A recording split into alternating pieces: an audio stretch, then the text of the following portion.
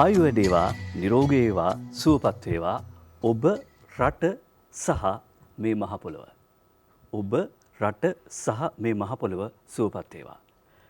පුළුවන් නම් කරන්න බැරි නම් කොහොම හරි කරන්න. පුළුවන් නම් කරන්න බැරි නම් කොහොම හරි කරන්න.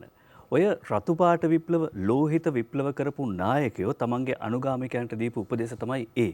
පුළුවන් නම් කරන්න බැරි නම් කොහොම හරි කරන්න. එක පැත්තකින් ගත්තාම කාබනික වගාවට නැවත පිවිසෙනවා කියලා කියන්නේත් එහෙම විප්ලවයක්. ඒක නීල හරිත විප්ලවයක්. ඒ විප්ලවයේ ජය ගැනීම සඳහා අර කිව්වා වගේ පුළුවන් නම් කරන්න බැරි නම් කොහොම හරි කරන්න. ඒ සටන් පාඨය ඕනමයි. විප්ලවයක් ජය ගන්න එක ලේසි. හැබැයි විප්ලවයෙන් පස්සෙන ප්‍රතිවිප්ලවයේ ජය ගන්න එක තමයි ඊට වඩා අමාරු.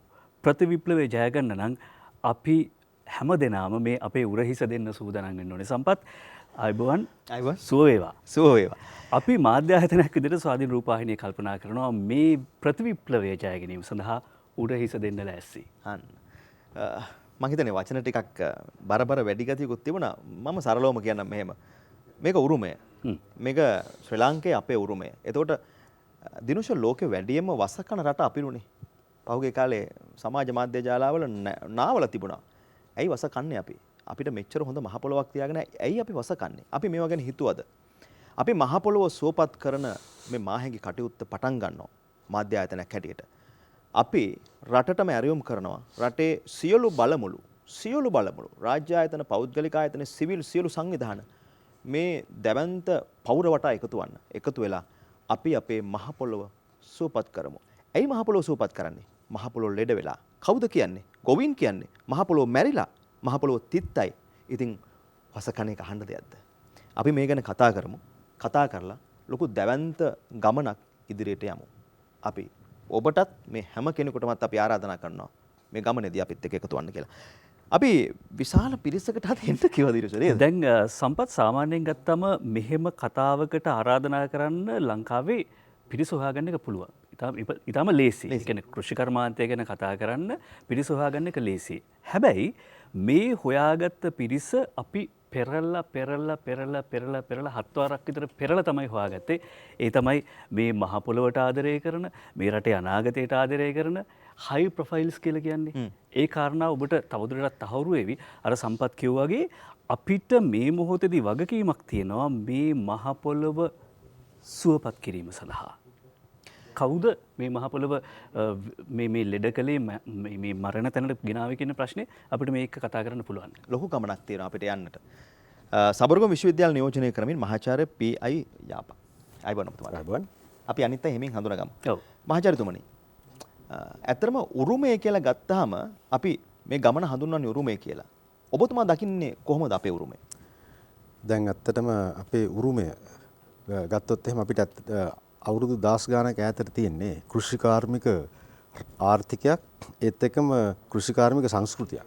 එතකොට මේ තිබිච්ච උරුමය අපි සලකන්නේ කෘෂිකාර්මික උරුමයක්. ඇත්තටම අපි විශේෂයෙන්ම පොළොන්නරුව අනුරාධපුර වගේ ආදිකාලේ රාජධානි ගත්තාම ඒවයි නටඹුන් තියෙනවා. ලෝකේ මෙසොපොටේමියා මායා වගේ උසස්ම ශිෂ්ටාචාරවලට නොදෙවනි කෘෂිකාර්මික උරුමයක් අපිට තිබිලා තියෙනවා. අවුරුදු 1000 ගානක්. නමුත් දැන් මේ 1965න් පස්සේ මෙච්චර හොඳ මේ උරුමයක් තිබිච්ච අපි මේ බටහිර රටවල් වලින් ආපු තාක්ෂණයක් මෙහාට ගෙනල්ලා ඒක වැළඳගෙන දැන් හද්ද අමාරු ගැටලා තියෙන්නේ. මෙන්න මේ අමාරුවෙන් ගොඩ එන්න අපි විශේෂ යම්කිසි කාර්යයක් කරන්න වෙනවා. මේකෙන් ඇත්තටම ගොවියා පොහොසත් වෙලත් නැහැ. ඒත් එක්කම ගොවියාගේ ජීවන තත්ත්වය උසස් වෙලත් නැහැ. අනිත් පැත්තට තමයි මේ හැමදේම ගමන් කරලා තියෙන්නේ. එදා හිටපු ඒ දුප්පත් උනත් බඩ පුරවගත්ත නිරෝගී ගොවියා අද දුප්පත් තවත් රෝගී ගොවියෙක් බවට පත් වෙලා තියෙනවා.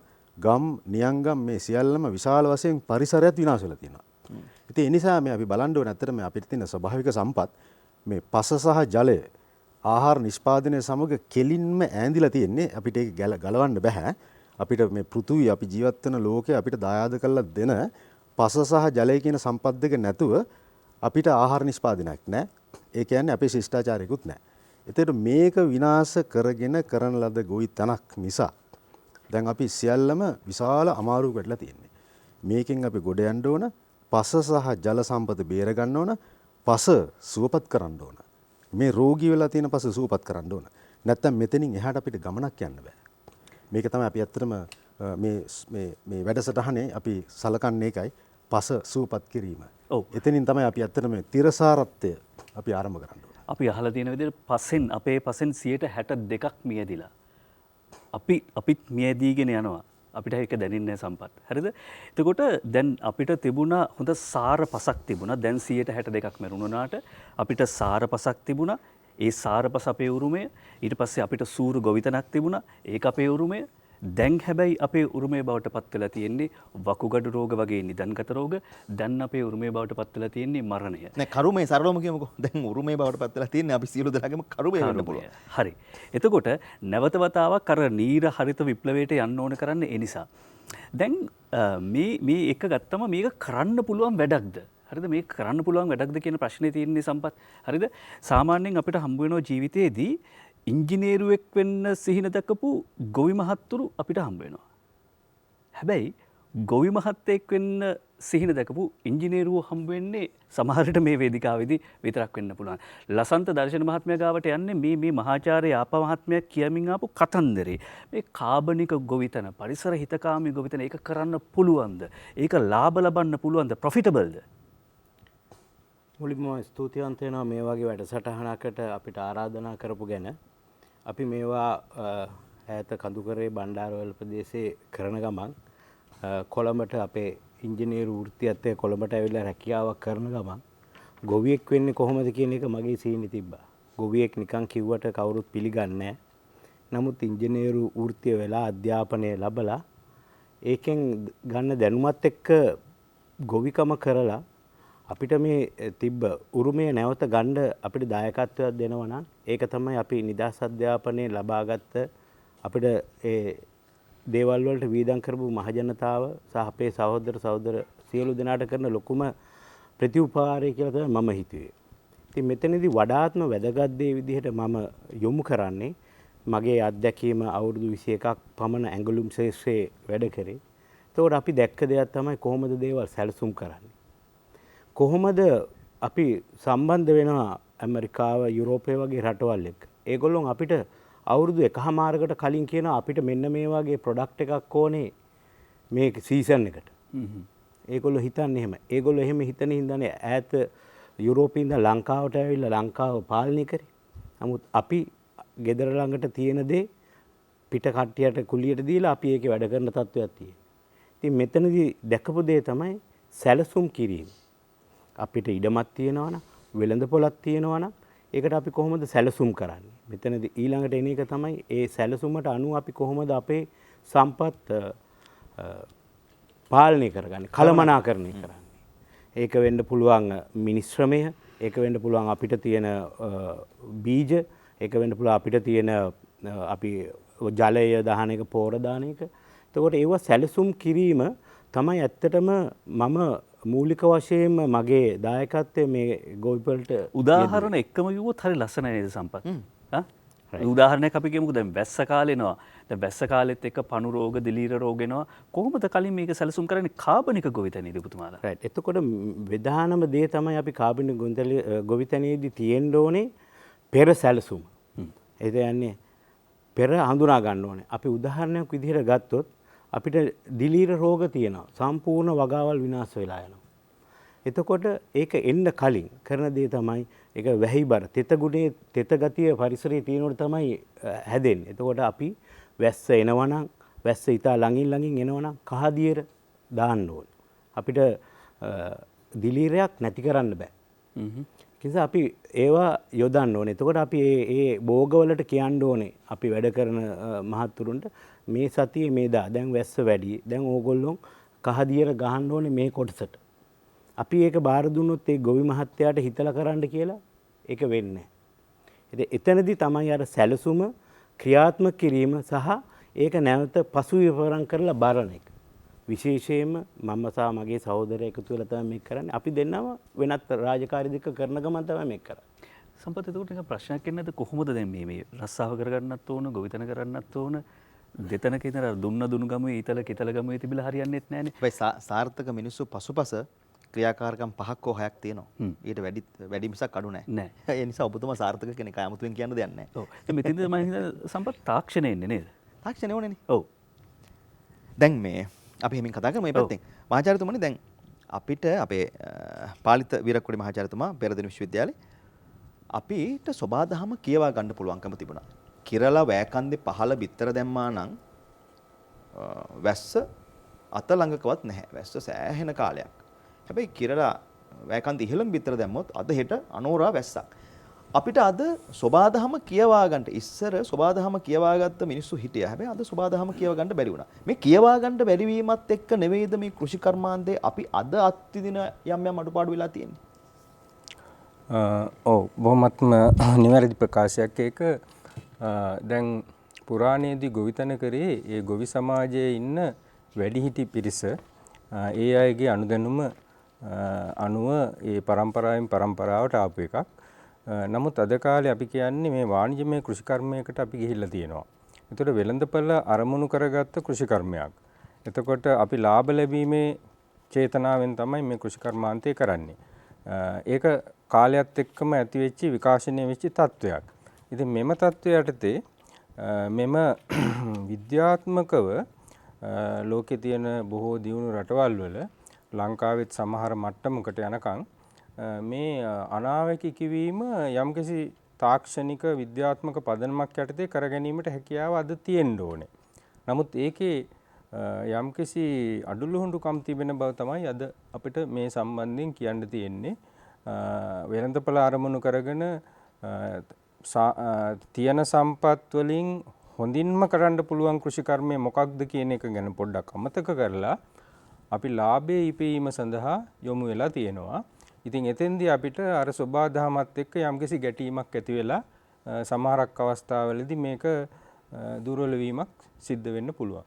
ලාභයේ උපයනකොට අස්වැන්න 100%ක්ම ආරක්ෂා කර ගැනීම සමස්ත රටේම වගකීමනේ.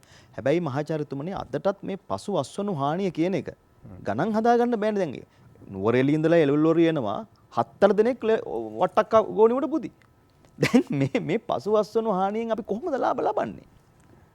ඒකත් අර වගේම දෙයක් ඇත්ත වශයෙන්ම කියනවා නම් අර අපි ගොවියා විසින් කලින් කරගෙන ආපු තාක්ෂණය යම්කිසි ආයතන රාශියක් විසින් බාර අරගෙන තියෙනවා අද වෙනකොට. ඒ ආයතන විසින් තමාගේ කාර්ය හරියට කරගන්න බැරි වෙලා තින්නේ මොකද කියන කාරණේ අපි වෙනම කතා කරමු. මේක වෙනම ප්‍රශ්නයක්.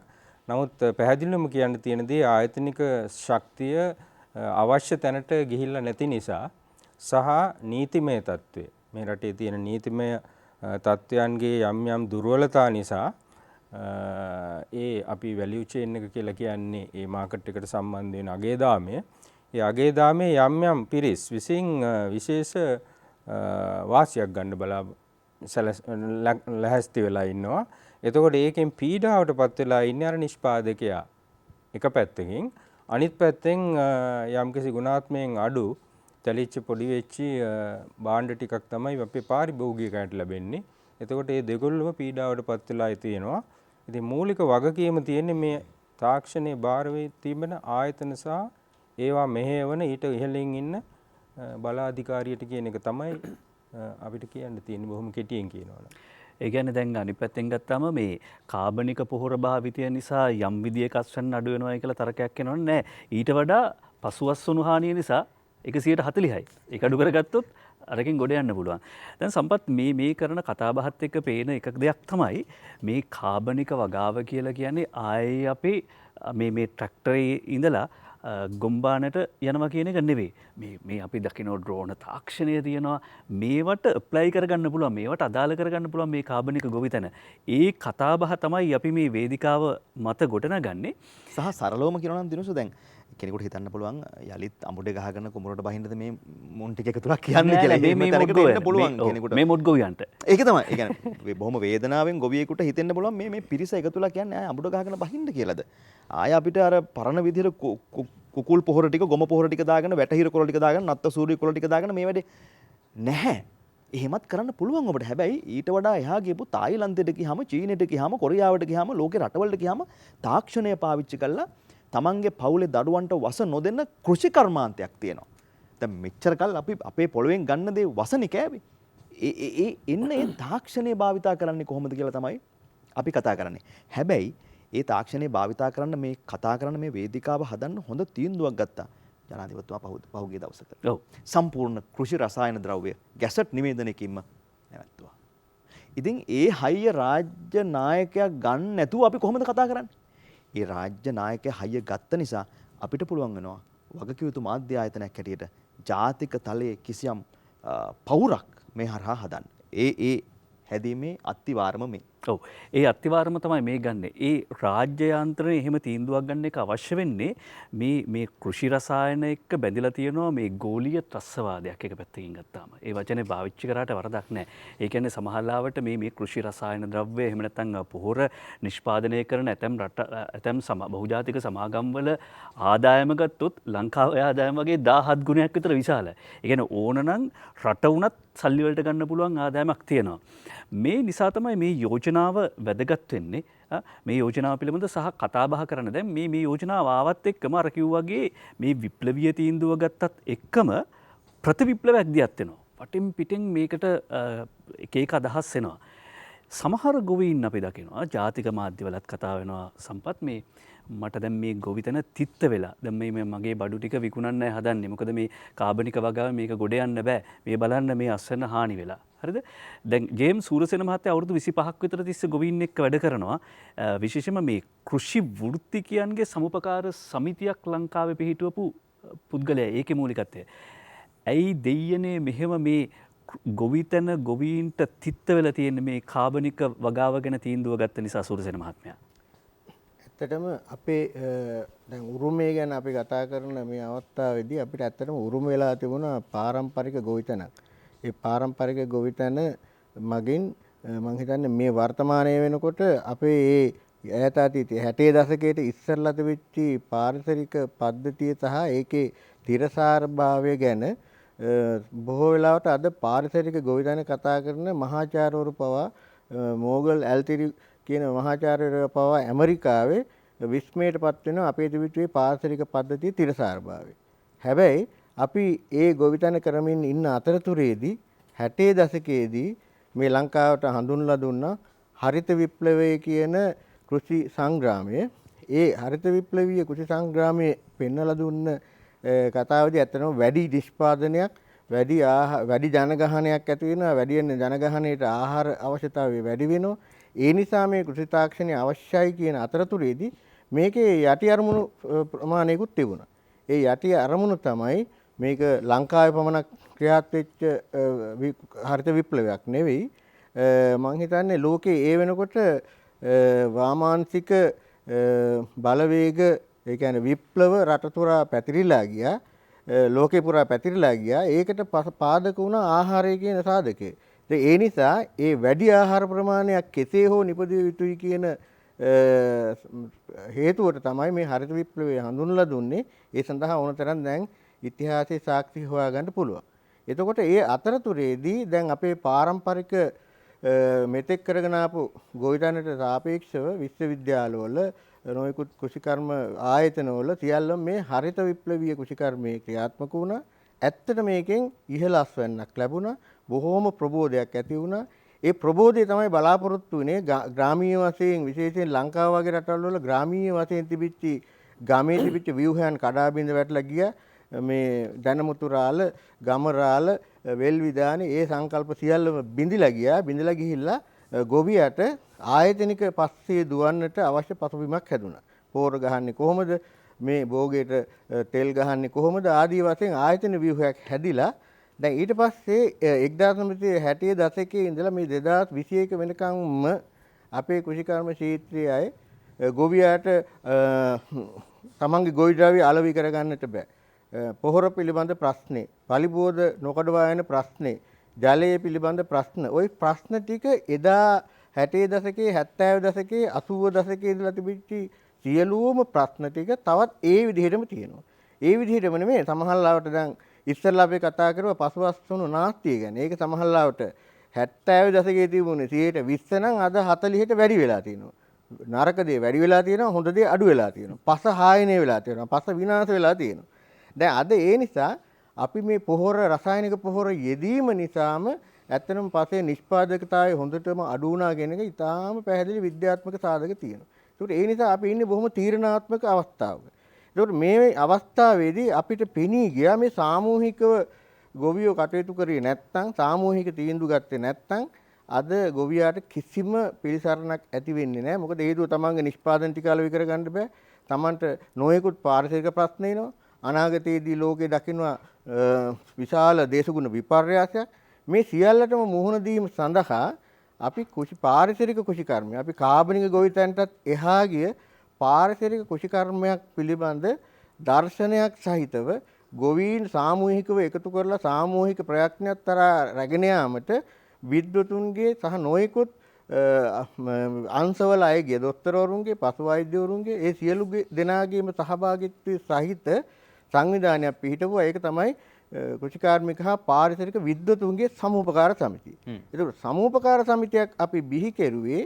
ඒ සමූපකාර සමිතිය කියන ක්‍රමවේදය තමයි ලෝකයේ දැනට තියෙන හොඳම මේ ප්‍රශ්න සඳහා සාමූහිකව පිළිතුරු සෙවීමට. ඔව් සම්පත් දැන් එතුමාලා එහෙම සමුපකාර සමිතියක් පිහිටවු වගේම මේ මොහොතත් විශේෂයෙන්ම අපි සියලු දෙනා එකතු වෙන්න ඕනේ මොහොතක්.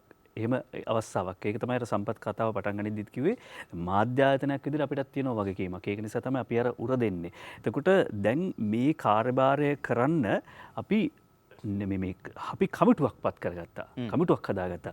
මහාචාර්ය ප්‍රියන්තයාප මහත්මයා සමසභාපතිත්වය දරන, ස්වාධීන රූපවාහිනී මාධ්‍ය ජාලයේ සභාපති සුදත් රෝහණ මැතිතුමා අනිත් සමසභාපතිත්වය දරනවා. හේතුව තමයි දැන් මේ විකල්ප අදහස් ගොඩනගෙන අවස්ථාවේදී අපි ශක්තිමත්ව ඒ කියන්නේ එකක් තමයි අපි දැනගන්න ඕනේ මොකද්ද මේ සිද්ධ වෙන්නේ. හරිද? සහ ඊට පස්සේ සමහර ප්‍රතිතර්ක එනවා නම් අපිට තේරෙන්නේ නැති කතන්දර එනවා නම් ඒ ටික තේරුම් ගන්න ඕනේ. අපිටත් ගොවීන් විදියට ප්‍රශ්න තියෙනවා. වගා කරගන්න පෝර ටික කෝ? කාබනික වගාවට යනවා කිව්වට කෝ ඇත්තටම තියෙනවද? මෙන්න මේ ප්‍රශ්න ටික කතා කරන්න සහ මේ ඇත්තටම සම්පත් අපි මේ අද මේ ආරම්භ කරන්නේ වැඩසටහනක් විතරක් නෙවෙයිනේ. මේ මහා ගමනක් ආරම්භ කරන්නේ. පැහැදිලිව.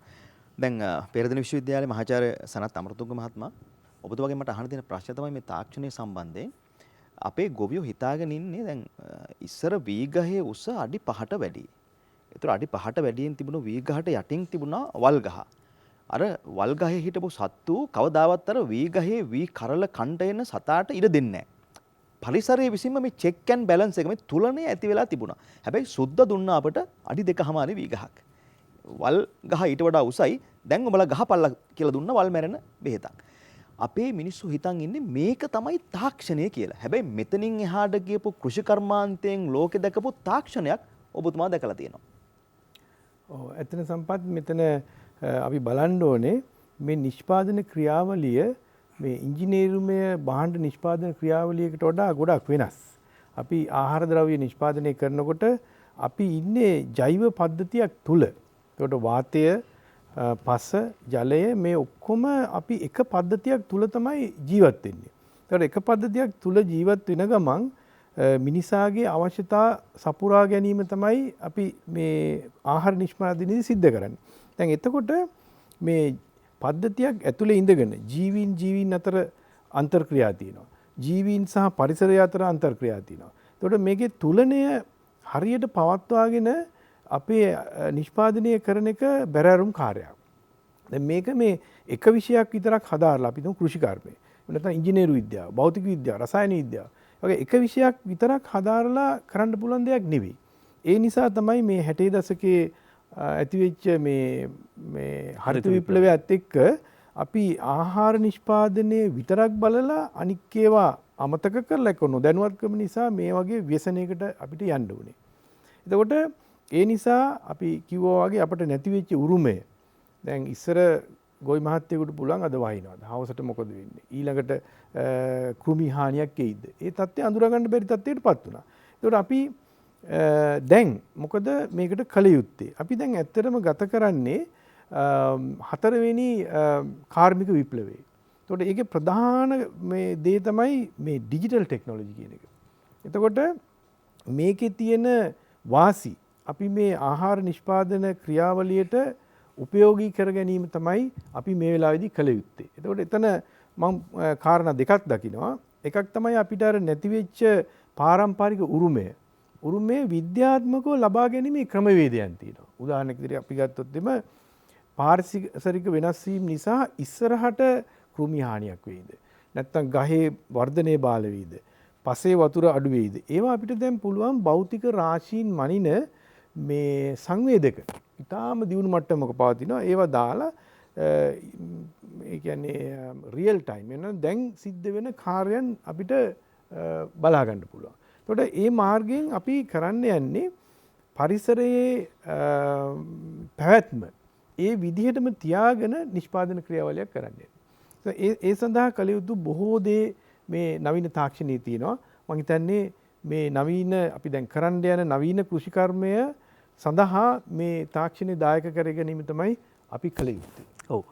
මහාචාර්ය අමරතුංග මහත්තයා කරන පැහැදිලි කිරීම දිහා බැලුවම මේ සම්පත් දැන් අපි කන්වෙන්ෂනල් ඇග්‍රිකල්චර් කියලා නිකන් ඔය පිරික්සුම් යන්ත්‍ර Google වලින් එහෙම සර්ච් කරලා බැලුවාම ඒකෙදි කියන්නේ මේ සාම්ප්‍රදායික කෘෂි කර්මාන්තය කියලා කියන්නේ මේ පෝර තොග පිටින් ගාලා කෘෂි රසායන ගාලා ඒක තමයි සම්ප්‍රදාය. ඒ කාලේ ඉවරයි. දැන් මේ මහාචාර්යතුමා කියන යුගයට දැන් ඇවිල්ලා තියෙනවා. හැබැයි අපි රටක් විදියට දැනගෙන හිටියේ නෑ. අපි හිතුවේ මේ පෝර ටොන් ගණන් දාන එක තමයි ගොවිතැන කියලා. දැන් ලංකාවේ සාමාන්‍යයෙන් මේ මහාචාර්ය ඔය ප්‍රියන්ත්‍යාප මහත්මයාත් කතා කරපු තැන්වලදී මම දැකලා තියෙනවා කියනවා වැඩිපුරම වී අස්වැන්න ලබන්නේ හෙක්ටාරයකින් ඕස්ට්‍රේලියාව. ඒ කියන්නේ ඕස්ට්‍රේලියාව කිලෝ 12000ක් ගන්නවා හෙක්ටාරයකින්. ඒගොල්ලෝ ගොවි බිමකට දාන්නේ පොහොර කිලෝ 58යි. හරි? හැබැයි ලංකාව අපි හෙක්ටාරයකින් ගන්නේ කිලෝ 4000යි වී කිලෝ. ඒ 4000 ගන්න අපි පොහොර කිලෝ 300ක් දානවා. ඒ කියන්නේ දැන් අපි නිකන් හිතන්නේ පෝර දැම්මම තමයි අස්වැන්න වැඩි, ලාභේ වැඩි. විජේරත්න දුටුවැව මහත්මයා ගාවට යනවා. මොකද එතුමා මේ අවුරුදු 17ක් විතර මේ රසායනික පොහොර පිළිබඳව ඉගෙනගෙන ඊට පස්සේ මහවැලි කලාපෙ ගිහිල්ලා ඒක රස්සාව විදියට කරලා දැන් ආයෙ ඇවිල්ලා තියෙනවා වෙන තැනකට. දුටුවැව මහත්මයා පෝර වැඩිපුර දැම්මොත් අස්වැන්න වැඩිපුර ගන්න පුළුවන්ද? ඔව් ඇත්තටම මම මෙහෙම පටන් ගන්නම්. අපි මේ උරුමය ගැන කතා කරන නිසා උරුමය අපි රසායනික කෘෂිකර්ම ඉගෙනගෙන රජයේ රැකියාවක රසායනික කෘෂිකර්ම යොදාගෙන ඒ ක්ෂේත්‍රයේ ගොවිපළ කළමනාකරුවෙක් විදියට ඉඳලා ඊට පස්සේ මම මිට දශක දෙකකට විතර ඉස්සෙල්ලා මම ඒ ක්ෂේත්‍රයෙන් අයින් වුණා. අයින් වුණාට පස්සේ මම කල්පනා කරේ අපේ රට පෙරදිග ධාන්‍යාගාරය කියලා කියනවා. එතකොට දැන් ගත්තාම ඉන්දියාව ලංකාව වගේ 60 ගුණයක් විතර විශාලයි.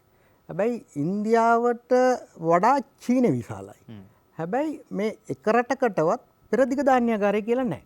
එතකොට අපේ රටට මේ පෙරදිග ධාන්‍යාගාරයේ වශයෙන් ලෝකෙම විරුදාවලි ලැබුවේ මේ මොකද කියන ප්‍රශ්නේ මට තිබුණා. ඉතින් ඒ නිසා මම ඇත්තට මේ උරුමය හොයාගෙන ගියා.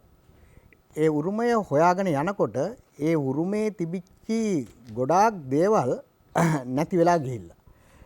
නමුත් අපිට පැහැදිලිව පෙනිච්ච දෙයක් තමයි ඒ සම්බන්ධව හොයලා බලනකොට අපේ රටේ ඒ තිබිච්චි ඒ පෙරදිග ධාන්‍යාගාරයේ කියන්න තරම් මහා දැවැන්ත විරුදාවලියක් ලබන්න තරම් තිබිච්චි තාක්ෂණය අපේ රටට විතරක් ආවේනික වෙච්චි සුවිශේෂී තාක්ෂණයක් බව.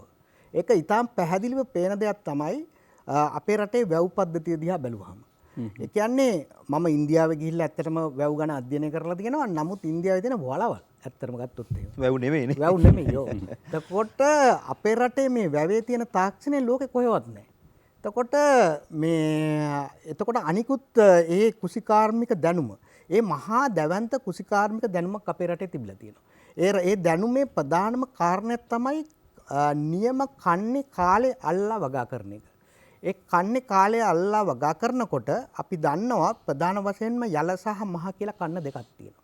එතකොට මේ යල කන්නේත් මහ කන්නේටත් ඉස්සෙල්ලා විශාල මේ කියන්නේ නියං කාල දෙකක් එනවා. එකක් අගෝස්තු මාසේ එනවා අනිත් එක පෙබරවාරි මාසේ එනවා. පෙබරවාරි මාසේ අපි දන්නවා අපේ අපේ ජනවහරේ තියෙනවා පොල්ලතු 9ක් වැටෙනවා කියලා නවම් මාසේ. කරදිය වලල නවවටයක් මේ හිඳෙනවලු නේද? 9 වටයක් හිඳෙනවා කියලා. එතකොට මේ පොල්ලතු 9ක් වැටෙනවා කියන එකෙන් සංකේතවත් කරන්නේ ඒකෙන් මේ පෙන්නලා දෙන්නේ පොල්ලතු විතරක් නෙමෙයි වැටෙන්නේ. මේ රටේ වැටෙන්න පුළුවන් සියලුම ගස්වල කොළ වර්ග පුළුවන් උපරිමයට බිමට දානවා. මේ පුළුවන් උපරිමයට බිමට දාන කොළ වර්ගත් එක්ක පොළවේ තියෙන තනකොළ ටිකත් මැරෙනවා. එතකොට පොළවේ මත කාබනික ද්‍රව්‍ය තට්ටුවක් තියෙනවා. එතකොට මේ කාබනික ද්‍රව්‍ය තට්ටුව මතට ඉස්සෙල්ලාම එනවා නිකිණි පාළුව කියලා වැස්සක්. චුට්ටි වැස්සක් එනවා. ඒ වැස්ස ඇවිල්ලා සති 2-3ක් ගියාට පස්සේ සමහරට මාස එකමාරක් විතර මේ වැස්ස ඇදෙන අවස්ථා තියෙනවා. මේ මාස එකමාරක් විතර ගිහිල්ලා ඊට පස්සේ එනවා අක්වැස්ස කියලා එකක්. ඒ අක්වැස්ස සමහරට වැහි 2-3ක් ඇවිල්ලා ඒක නවතිනවා. ඊට පස්සේ තව සති 2-3ක් ගියාට පස්සේ එනවා සාමාන්‍යයෙන් එන වැස්ස. මේ සාමාන්‍යයෙන් එන වැස්සත් එක්ක මේ පොළවේ අපේ රටේ පොළව තනිකරම කොම්පෝස්ට් කර්මාන්ත ශාලාවක්. එතකොට මේ කොම්පෝස්ට් කර්මාන්ත ශාලාව මොකද මේ වෙලාවේ සුළු වැස්ස එනවා, කොළ තෙමෙනවා, අපේ රටේ ඉන්න ජෛව විවිධත්වය නිසා වවුලෝ වගේ සත්තුන්ගේ වසුරු තියෙනවා, ඊළඟට ගවයෝ වෙලේ කාලා ඒ වෙලේ තියෙනවා ගොම දානවා, ඒ ගොම තියෙනවා. එතකොට මේ නයිට්‍රජන් කාබන් අනුපාතය ලස්සනට බැලන්ස් වෙනවා. බැලන්ස් වෙලා හොඳ මේ පොහොර නිෂ්පාදනය ඊටාම ඉක්මනට මේ කාලය ඇතුළත සිද්ධ වෙනවා. මෙන්න මේ පොහොර නිෂ්පාදනය ඉක්මනටම සිද්ධ වෙන කාලය ඇතුළත අපේ ගොවියෝ දන්නවා මේ වෙලාවේ තමයි අපේ රටේ ශාක සකස් වෙලා තියෙන්නේ. ඒ ගහ පුළුවන් තරම් කාලා වර්ධනය වෙන කාලේ ගන්න. එතකොට ඒක තමයි ජානමය සැකස්ම සහ පාරිසරික සැකස්ම කියන දෙකම. මේ දෙකම එකට සෙට් වෙන වෙලාවේ, දෙකම එකට හරියටම ගැලපෙන වෙලාවේ අපේ ගොවින් පොළොවට ඒ බීජ ටික දානවා. ඒ විතර නෙවෙයි සම්පත් දැන් ඒ කාලේ තමයි හරියට අකුණු ගහ වහින්නේ. නයිට්‍රජන් වැටෙනවා. ඔව්. එතකොට දැන් සම්පත් මේ කියන මේ කාරණා ටික තමයි අර මහාචාර්ය අමරතුංග මහත්තයා කිව්වේ දැන් මේවා සෙන්සර්ස් වලින් දැන් අලුතෙන් හොයාගන්න පුළුවන්. ඒක දැන් මේ අර ඔබ කිව්වාගේ අර නිමිති බලලා කරපු ගොවිතැන දැන් සෙන්සර්ස් වලින් ඇප්ස් වලින් වැඩේ කරගෙන යන්න පුළුවන්. අපේ මේ පෙරදෙන විශ්වවිද්‍යාලයේ මහාචාර්ය කේ.එස්. හේමචන්ද්‍ර මහත්මයා අපිට දැන් කෘෂි රසායන සහ පලිබෝධනාශක කියලා ගත්තාම අද කෙලවරක් නැහැනේ භාවිතා කරනවා. දැන් මේ වගේ ආදීනවයන් ගැන මහාචාර්යතුමනි සමාජයේ දැනුවත් යම් කිසි මට්ටමකට. හැබැයි ගොවියා දැනුවත් නැහැ හරියටම. ඒ කියන්නේ 100% දැනුවත් භාවයක් ගොවීන්ට නැහැ. ඒ නමුත් පාවිච්චි කරනවා. මාසෙන් මාසෙට වෙන්න පුළුවන්, මාස දෙකෙන් තුනෙන් වෙන්න පුළුවන්. මේගොල්ලෝ මේක දිගටම පාවිච්චි කරනවා. හැබැයි සරු කරන්න ඕනේ භෝගේ නෙවෙයි.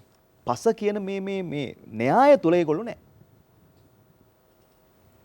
ඔව් කෘෂි රසායනික කියලා ගත්තාම ඒක එක කොටසක් තමයි පොහොර. අනිත් කොටස තමයි පලිබෝධනාශක. මේ දෙකෙන්ම වෙන අවැඩ සලකලා බලලා තමයි මේ පරිසර පද්ධතිය, මේ කෘෂි නිෂ්පාදන පද්ධතිය, ආහාර නිපදවීමේ පද්ධතිය වෙනස් විය යුතුයි කියන මතයකට දැන් ඇවිල්ලා ඉන්නේ.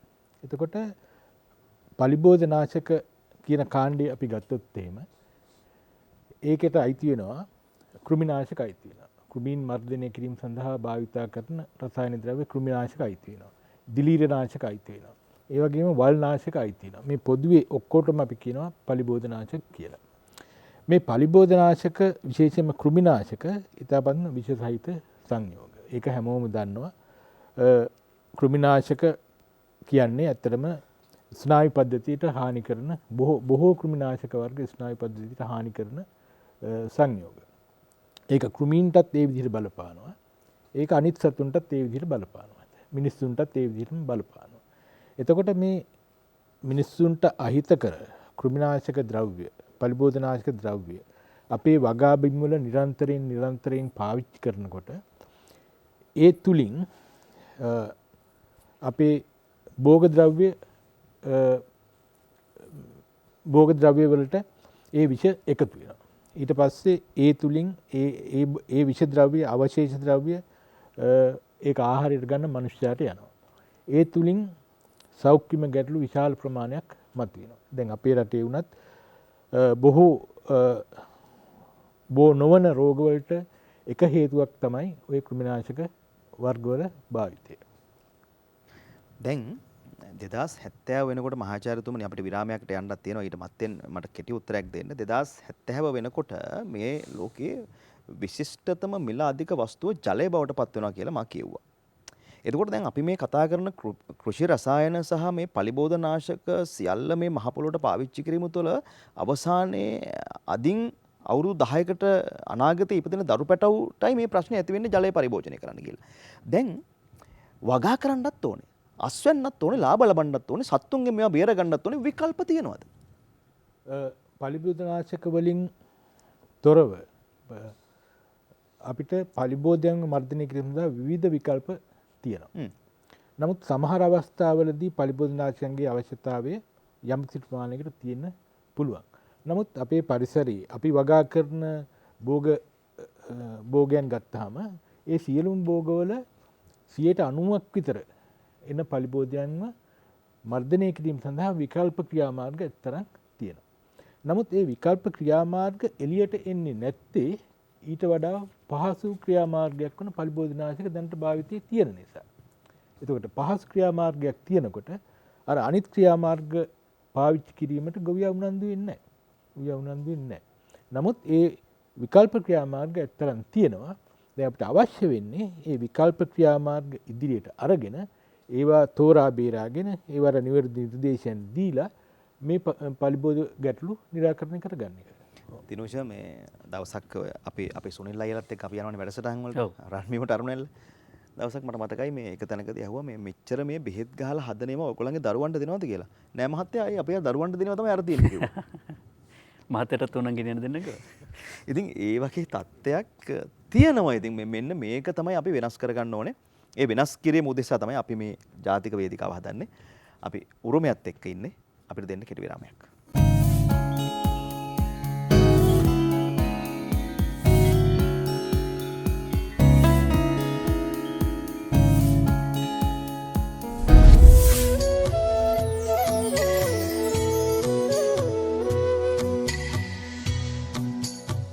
අපි මහ පොළොව සූපත් කරන උරුමය සමග උරුමය ජාතික වේදිකාව. අදින් අපි ආරම්භ කරනවා මේ උරුමය ජාතික වේදිකාව. මේ වේදිකාවට ගොඩ වෙන්න පුළුවන් මාහිඟි ජාතික හැඟීමක් තියෙන ඕනෑම කෙනෙකුට. ඒකට ස්ත්‍රී පුරුෂ ભેදයක් නැහැ. වයස් ભેදයක් නැහැ. ඕනෑම කෙනෙකුට රට සූපත් කරන මහ පොළොව සූපත් කරන මේ යාත්‍රාවට ගොඩ වෙන්න පුළුවන්. ඔව්.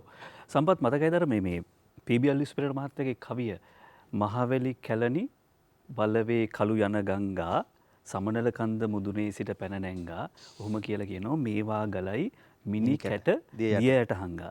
අර මහාචාර්ය හේමචන්ද්‍ර මහත්තයා කිව්ව කතාවෙන් පස්සේ හිතනවා මහවැලි කැලණි වලවේ කළු යන ගංගා ඇත්ත සමනල කන්ද මුදුනේ සිට පැන නැංගා. හැබැයි අන්තිමට දැන් කියන්න වෙන්නේ මේවා ගලයි වස විස දිය යට හංගා. වතුර නෙමේ ගලන්නේ මේ වස විස.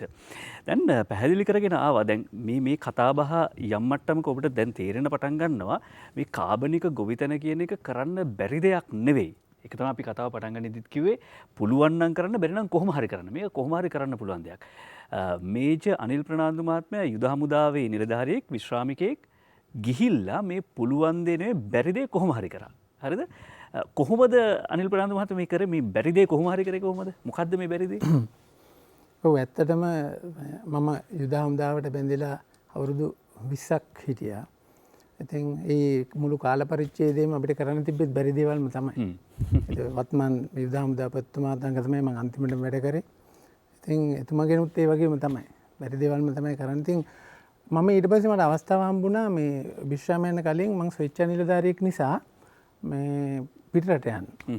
මේ මාංශය මේ ඉවරුණාට පස්සේ අපිට අවස්ථාව දුන්නා. මේ අපේ ස්වේච්ඡා නිලධාරීන්ට තමුන්ට තියෙන වෙන වෘත්තියකට ගිහිල්ලා එන්න.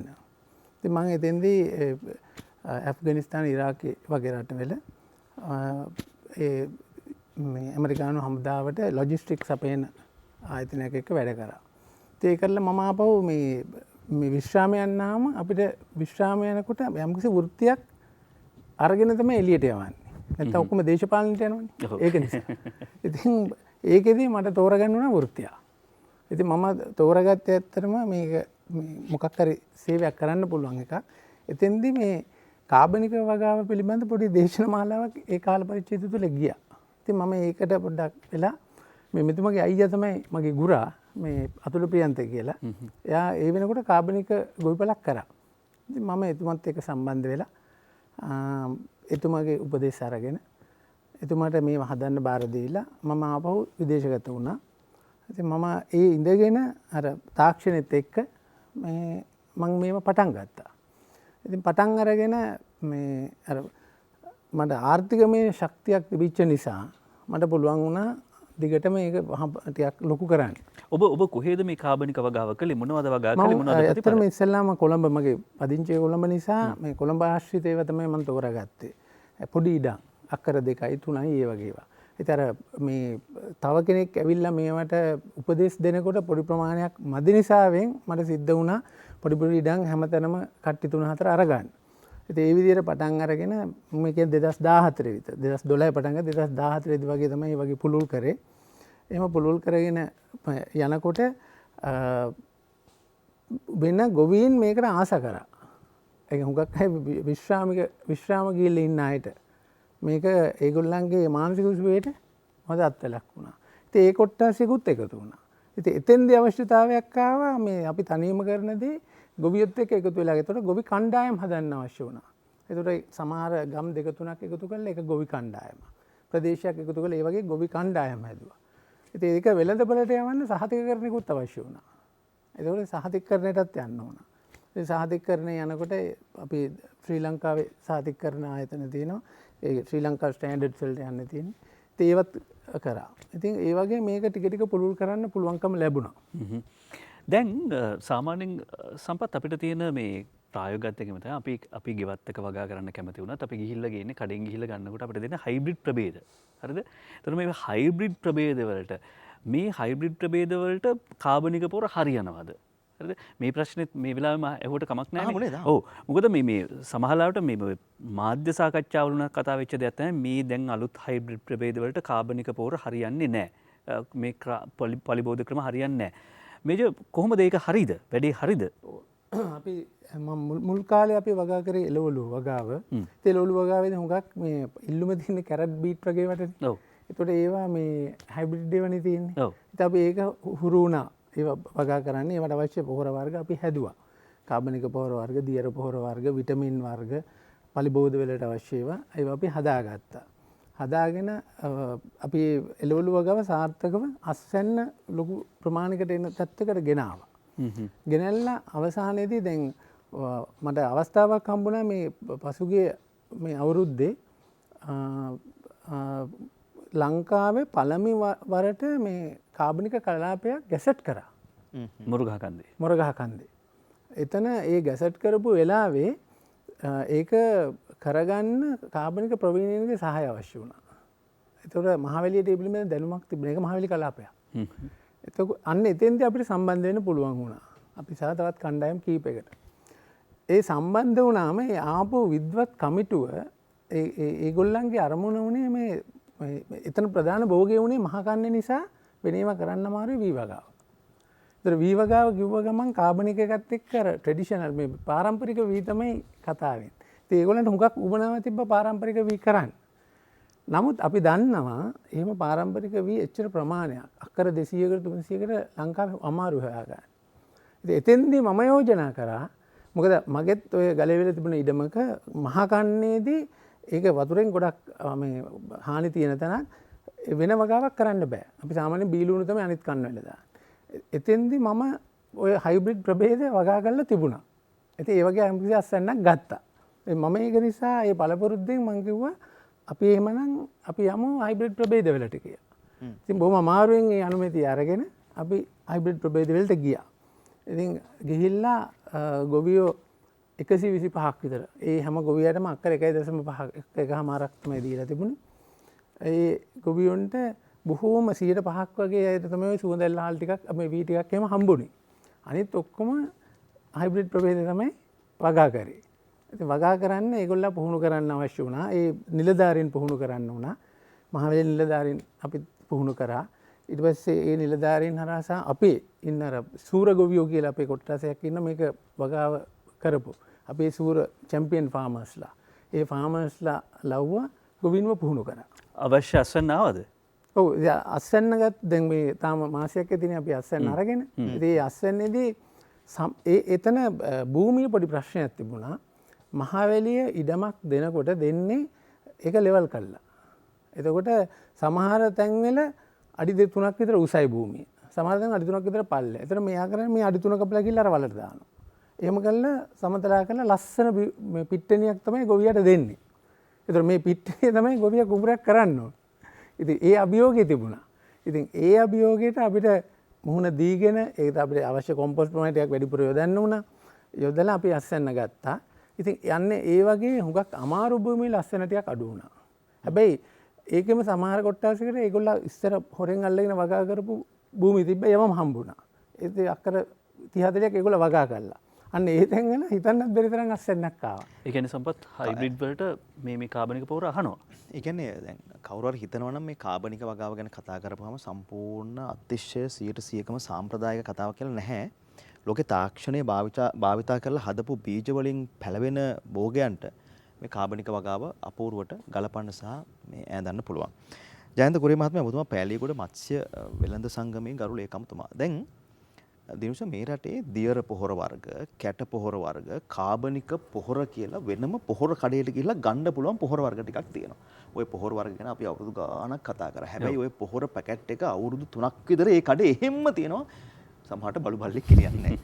හැබැයි අපේ ජයන්ත කුරිය මහත්මයා දැන් ඔය පොහොර නිෂ්පාදනයේදී අපිට නොහිතන පැත්තකින් දායක වෙන්න පුළුවන් නේද?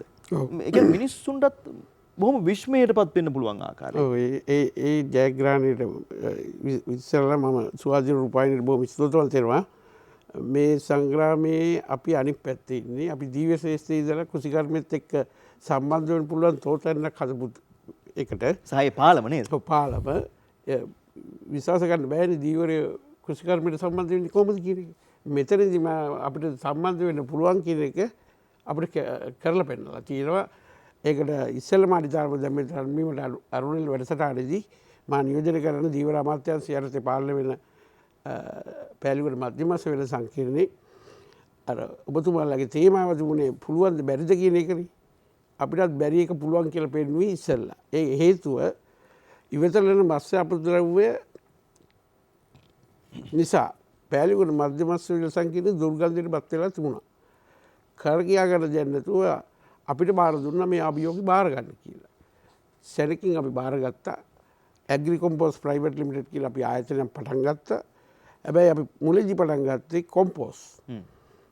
මැෂින් එකක් ගෙනල්ලා ඒක වියලි බවට පත් කරලා කොම්පෝස්ට් බවට පරිවර්තනය කෙරුවා. ඊට පස්සේ අපි තාක්ෂණයේ දැන් දියුණු නිසා ඒ තාක්ෂණෙත් එක්ක අපි ලෝකෙ දිහා බලනකොට මීට වැඩි දෙයක් අපිට මේකෙන් කරන්න පුළුවන් කියලා අපිට හැඟුණා. අපි ඊට පස්සේ නැවතත් නවීන යන්ත්‍ර සූත්‍ර වලට ගිහිල්ලා ඒක මාළු කෑම බවට පරිවර්තනය කෙරුවා. ඒකෙන් අපි ජයග්‍රහණය ලබලා තියෙනවා. සන්තෝෂයි. එතනදී මම තවත් ඊට පස්සේ විවිධ කට්ටිය අපිට යොමු වුණා. සාර්ථකත්වයක් ගන්න බැරි වුණා. හේතුව මේකේ අතුරුඵලයක් තියෙනවා. මේ අතුරුඵලය සම්පූර්ණයෙන්ම කෘෂිකර්මයට සම්බන්ධයි. මුළු ලංකාවටම උනත් දෙන්න පුළුවන් තැනක් තමයි අපේ පෑලියගොඩ මත්ස්‍ය වෙළඳ සංකීර්ණය. ඒ වගේම තමයි ලංකාවේ වටේ තියෙන මත්ස්‍ය අස්වැන්නෙන් ඉතුරු වෙන විතරන මත්ස්‍ය අපද්‍රව්‍ය අපිට ලබා ගන්නත් පුළුවන්. දැන් කුරිය මහත්තයා පෑලියගොඩ ඕක තිබ්බට ඕක පෑලියගොඩනේ තියෙන ඊට එහා ගියාම තව ලංකාව තියෙනවා. ඔව් ඒ දැන් ජීවර අමාත්‍යාංශي අපිට මේ අතිකෝ ජනපතිතුමාගේ සංකල්පෙට මේ සහයෝගය දක්වන්නත් එක්ක ඉතා ඉක්මනින් මේක පටන් ගන්න කිව්වා. මට හිතා ගන්න බැරි විදිහට මේ මාචාර්ය යාප මහත්තයත් එක්ක සම්බන්ධ වෙන්න හම්බ වුණා. බොහොම ස්තුතියි.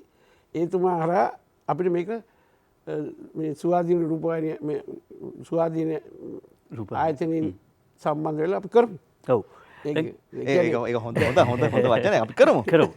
අපිට බැරි එක පුළුවන් කියන එකට මම අභියෝගයක් දෙනවා. දිනුෂ මිනිත්තු අදින්න. ඒ කියන්නේ දැන් ඔබතුමන් කියන්නේ මේ මත්ස්‍ය අස්වැන්නේ අර අයින් කරන කොටස් ටික සරලවම කියනවා නම් අර මාළුන්ගේ පිහාට විසිකරන ඒවා කවුරුවක්වත් ගණන් ගත්තේ නැහැ. ගණන් ගත්තේ නැහැ. කුණු වෙලා අපත යන්නේ දේවල් ටික පොහොර බවට පත් කරන සංග්‍රාමය. තවත් මොනවද ඉතින්? අපි කරමු කියලා කිව්වා. අපිටත් ඕනේ අපි සුවපත් කරමු. මහ පොළොව සුවපත් කරමු කියලා අදිෂ්ඨානයෙන් ඉන්න ඔබතුමාලා හරි වටිනවා මේ සම්පත්. අනිත් එක මේ දැන් මාළු ව්‍යාපාරිකයන් විදිහට මෙතුමාලගේ මේ දායකත්වය දැන් මේ රට ගැන හිතලා මේ පරිසරය ගැන හිතලා සමහරවිට මේ ආයෝජනය කරද්දී කනකරපාව උගස්සියන්නේ නැති. මොකද ලොකු ආයෝජනයක්. يعني කරන අනිත් බිස්නස් එක ගත්තාම මේක ලොකු අනතුරුදායක. අපිට ගෙවල් දොරවල් අපි උගස්සියලා තමයි මේ අන්ත සූත්‍රවල බැස්සේ රිස්ක් එකක් අරගෙන. ඔබට සතුටුයිද දැන්? සම්පූර්ණ සතුටුයි. සතුටුයි. ඔව් දැන් සමීර මේ සම්පත් මේ මෙතුමා කියන මේ පැහැදිලි කිරීමත් එක්ක හරිද මාළු කටු වලින් ඊටාම දියුණු කාබනික පොහොරක් හදන්න පුළුවන්. ඔබ දන්නවද සම්පත් මේ ලංකාවේ තියෙන වැඩිපුරම ක්ෂුද්‍ර ජීවීන් සහිත ගෙවත්ත ඇත්තේ මගේ මේ දකුණු කණෙන් පෙන්වන්න පුළුවන් මහාචාර්ය ප්‍රියන්ති ආප මහත්තයාගේ එතුමාගේ සිරිතක් තියෙනවා කොහේ හරි යද්දී සිංහරාජනෝ එහෙම නැත්නම් අමුතු කැලයක් දැක්කොත් වාහනේ නතර කරනවා නතර කරලා මේ පස් ටිකක් අරගෙන යනවා. ඇයිස ඒ කියන්නේ දැන් මේ මෙතුමා කියපු කතාවයි ওই කතාවයි එකට සම්බන්ධ ගලප ගන්න පුළුවන් නේද? කාබනික ගොවිතැනයි. ඔව්. දැන් ගලප ගන්න පුළුවන් බොහොම පහසුවෙන් අපි දන්නවා මේ ඔය ආහාර නිෂ්පාදනයේ සහ පරිසරය සමතුලිත කිරීමේදී අති විශාලම කාර්යභාරයක් කරන ශුද්‍ර ජීවීන්. දැන් අපිට දැන් මේ අපි පොළොව උඩ ඉන්න මේ අපි මිනිස්සු අලි කොටි වලස්සු වඳුරු කුරුල්ලෝ අපිට පේනවා මහ ලොකුවට. නමුත් ඇත්තටම ලෝකේ අපිට පේන්නේ නැති මේ අපේ කකුල යට පස් යට ඉන්න ඒ ජීවීන් ප්‍රමාණය සහ උඩ ඉන්න ජීවි ප්‍රමාණය අතර බර ගත්තාම යට ඉන්න ජීවීන් ප්‍රමාණය අති විශාලයි. අපිට හිතෙනවා අලියෝ එහෙම ඉන්නකොට හිපොපොටේමස්ලා රයිනෝසිරස්ලා ඉන්නකොට මේ උඩ තමයි සත්තු ඉන්නේ කියලා. පොළව යට ඉන්න සත්තු ප්‍රමාණය අති විශාලයි. අපිට ඒක පේන්නේ නැහැ. වාසනාවකට ඒගොල්ලන්ගේ සද්ද අපිට ඇහෙන්නේ නැහැ. සද්ද ඇහෙනා නම් අපිට ජීවිතේට නිදා ගන්නවත් හම්බ වෙන්නේ නැහැ. ඒ නිසා අති විශාල අරගලයක් සටනක් මේ යට යනවා.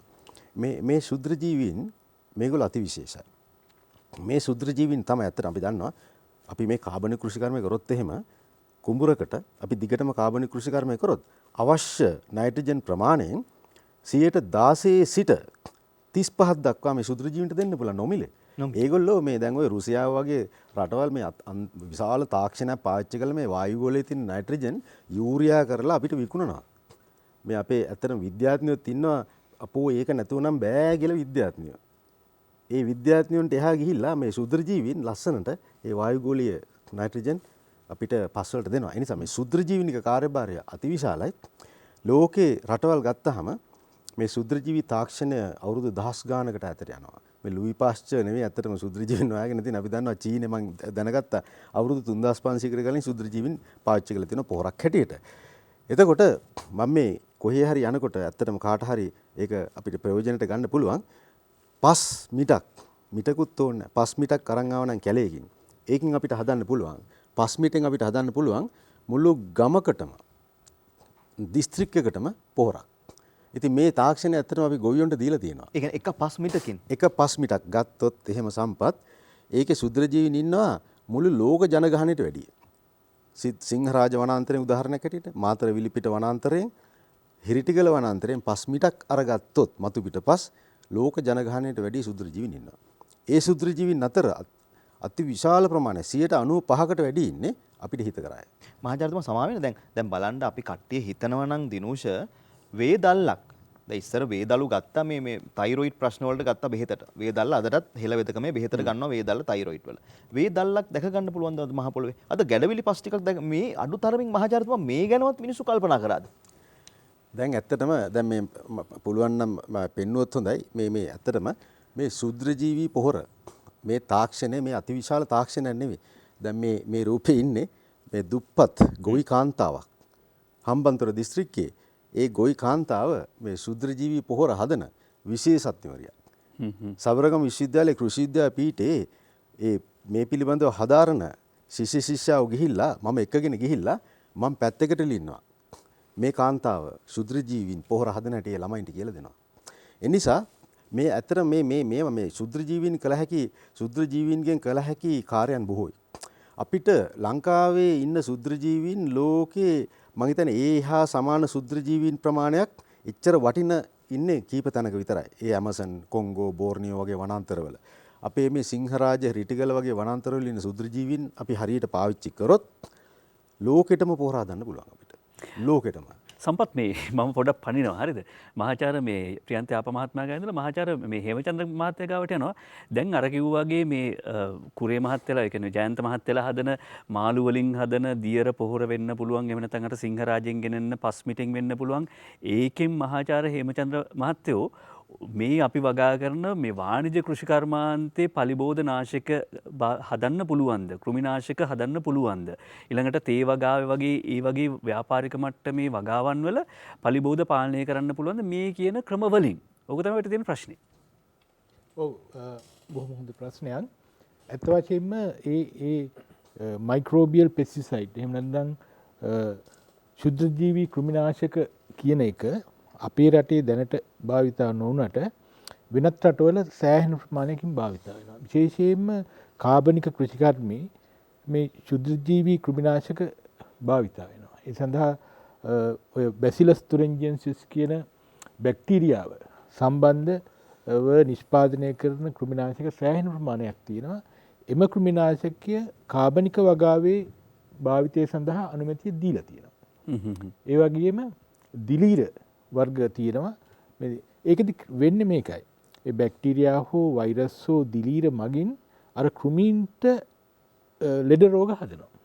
කෘමීන්ව ලෙඩ් බවට පත් කරනවා. ඒක තමයි ක්‍රියාවලිය. එතකොට දැන් බැසිලස් තුරින්ජියන්සිස් කියන බැක්ටීරියාව කෘමීන්ගේ ඇඟ ඇතුළට ගියාම එයාට නිකන් අපි කියනවානේ බඩේ අමාරුව කියලා. ආන් ඒ වගේ තත්ත්වයක් ඇති කරනවා. එතකොට ඒ තුලින් ඒ සතාව මැරෙනවා. ඒක තමයි ක්‍රියාවලිය.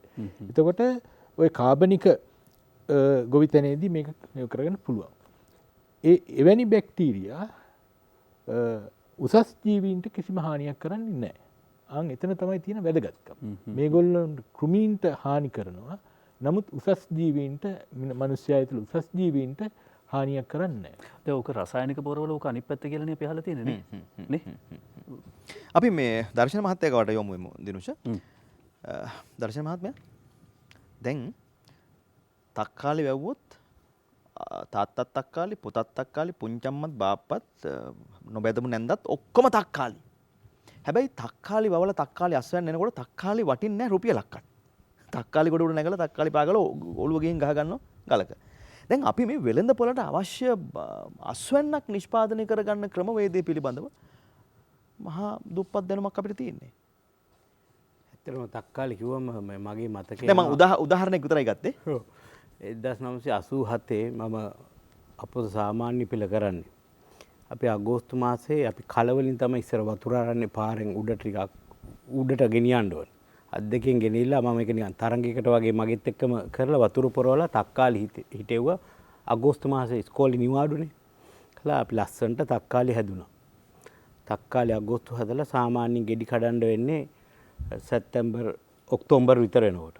ගෙඩි ඔක්කොම එනකොට මට මතකයි මොකද මගේ වැඩිමහල් සහෝදරයාගේ විවාහ උත්සවය තිබෙත් ඒ මාසේ. අපිට සතියක් අපි ගහන ඉස්සර ප්‍රසිද්ධ දිලීරනාශකයක් තියෙන ඕක අපිට ගහන්න බැරුණා. බලාන් ඉදිද්දි ඊළඟ සතියේ ලොකු තක්කාලිත් එක්ක ඔක්කොම යායම මැරුණා. 1 කිලෝ එකක් විකුණන්න බැරුණා. එතකොට අපි එතනදී තෝරගන්න ඕනේ දේ තමයි වැහි කාලෙදී වගා කරන්න ඕනේ මොනවද? පායන කාලේ වගා කරන්න ඕනේ මොනවද? අපි වැඩියෙන් පාරිභෝජනය කරන්නේ මොනවද කියන එක. දැන් අපි විශේෂයෙන්ම අපි මේ ගොවිපළ කරනකොට අපි මනස සැලසුමක් කරනවා සාමාන්‍යයෙන් මෙතුමා කිව්වා වගේ කැරට් බීට් ලීක්ස් බොන්චි කියන ඒවා ඕනේම මිල මේ එළවලු වට්ටෝරුවක තියෙන දෙයක්. එතකොට සාමාන්‍ය අපි බැලුවම අපි සතිය ගානේ තමයි අපේ ගැනුම් කරුවන්ට පාරිභෝගිකයන්ට අවශ්‍ය දේවල් හොයාගෙන පෞද්ගලික ඔයාලගේ ගෙදරට ගිහින් දෙන විදිහට ගන්න. ඒතකොට සාමාන්‍යයෙන් සතියකට අපේ ඉන්නවා 65ක් 70ක් විතර පාරිභෝගිකයන් පිරිසක් ගෙදරටම ගිහින් දෙන. කැරට් සාමාන්‍යයෙන් කිලෝ 60ක් 40-50ක් ඔය බොංචි ටික යනවා. අනිත් බීට්‍රූට් නෝකොල් වගේ ඔය යන්නේ කිලෝ 10යි 15යි. තව සුළු දෙනෙක් ඉන්නවා මල් ගෝවා බ්‍රොකලි වගේ ගන්න. ඉතින් ඕක අපි තේරුම් ගන්න. ඒක තේරුම් අරගන්න. සමහර ඒවා තියෙනවා වැහි කාලේට බීට් වගේ දේවල් හදන්න බෑ. ඒකට අපි ඒවා ආවරණය කරලා හදන්න ඕනේ. මොකද ඒ කාලේට තමයි ඒකේ ගාන වැඩි. තක්කාලිත් ආවරණය කරලා ගන්න ඕනේ. ඕව තමයි දත්තයන් අපි ගන්න. ඒවා අපි යම් කිසි විදියට විශ්ලේෂණය කරලා මෙච්චරක් යනවා. එතකොට අපි විශේෂයෙන්ම අර අපි මේ පරිසරය තුලින්ම කෘමීන් ආරක්ෂා වෙන්න ඕනේ ක්‍රමවේදයක් විදිහ තමයි බලන්නේ. අපේ එතකොට බොංචි පාති දෙකක් නම් කැරට් පාති 3ක්. ඒ වගේ මාරුවෙන් මාරුවට තමයි අපි හදන්නේ. ඉතින් අපිට ඕක සෑහෙන කාලයක් අපි අත්දා බලලා මොකද අපි අත්දා බැලුවේ 2008 විතර ඉඳන්. ඉතින් ඒවා කරනකොට ඉතින් අපිට ගොඩාක් වැරදුනා. අපිට ගොඩාක් පාඩු සිද්ධ වෙන්න උනා. සමහර වෙලාවට මේ පිස්සු වැඩක් කියන ඒවත් කිව්වා. ඉතින් මම මෙතනදී විශේෂයෙන් කියන්න ඕනේ දැන් මගේ සහෝදරයා අතුල ප්‍රියන්ත එයා කරනකොට සමහර අය කිව්වා ඔය ඕවට සල්ලි දෙන්න එපා නිකන් ඔයාගේ සල්ලි ඉවර වෙනවා කියලා. නමුත් එයා ගැන මට තිබ්බ අවබෝධ නිසා මම එයාත් එක්ක එකතු වෙලා මුදල් අපි දෙන ආයෝජනය කරගෙන අපි ඒක කරා. එතකොට අපිට විශේෂයෙන්ම කරන්න තිබ්බ දේ තමයි මලා සැලසුම. කොහොමද අපේ පාරිභෝගිකයන්ට එන්නේ? මොකද එයා ගත්ත අභියෝගයක්. ඔය වගාව හිටවන තල ඉඳන් බිම සකසලා වගාව හිටවලා පාරිභෝගිකයාගේ අවශ්‍යතාවය අඳුනගෙන කරන්නේ වැලියු චේන් එක කවුරුත් කරන්නේ නිකන් වගා කරා. අපිට මේක උනේ මේව කරන්න පුළුවන් කියලා පෙන්වන්න. ලසන්ත මහත්තයා දැන් ලසන්ත මහත්තයලා වැරදි සල්ලි වියදම් කරලා පිස්සු වැඩ කියලා අර hina වෙද්දි කරපු වැඩේ ඒ ලබාගත්ත දැනුම අපිට දෙන්න පුළුවන් අපේ මේ කාබනික ගොවිතැනට කැමති ගොවි මහත්තුරුන්ට විශේෂම කොල්ලෝ කෙල්ලෝ ආසයි මේ වෙද්දි වගා කරන්න. මේ උරුමය කියන වේදිකාව හදන්නෙත් අපි ඒ වෙනුවෙන් ලෑස්තිද මේ දැනුම දෙන්න අපිට? අනිවාර්යයෙන්ම. මොකද මේ වෙනකොටත් හොඳම උදාහරණය තමයි මෙතුමා අපි අක්කර 2.5 3ක් විතර හදන්නේ. මෙතුමා මං හිතන්නේ අක්කර මේ වෙනකොට 100 ගණන් කරනවා. ඒකක්. ඒ වගේම අපි විශ්වවිද්‍යාල ශිෂ්‍ය ශිෂ්‍යාවෝ ඇවිල්ලා එතන ඉගෙන ගන්නවා.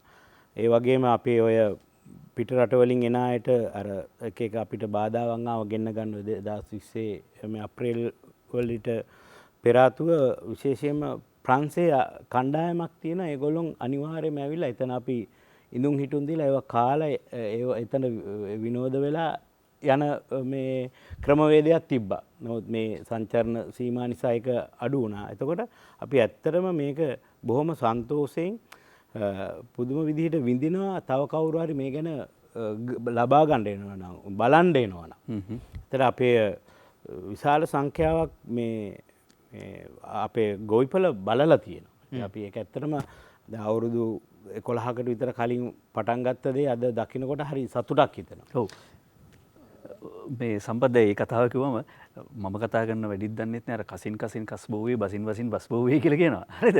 දැන් කියුබාවට මෙහෙම ඇබැද්දියක් වුණානේ. ඒ කියන්නේ දැන් අර සෝවියට් දේශයේ බිඳ වැටුණායින් පස්සේ කියුබාවට සෝවියට් දේශෙත් එක්ක පෝරගෙන ආවා. එයින් 80%ක් විතර වගේ නතර වුණා. කියුබාවට කරන්න දෙයක් නෑ. අන්තිමට ඔවුන් තීරණය කරනවා කැමැත්තෙන් හෝ අකමැත්තෙන් සිද්ධ වෙන උන්ට රට ඇතුලේ කාබනික පොහොර නිෂ්පාදනය කරන්න. දැන් කියුබාව ටික ටික විවෘත වෙන්න පටන් අරගෙනනේ.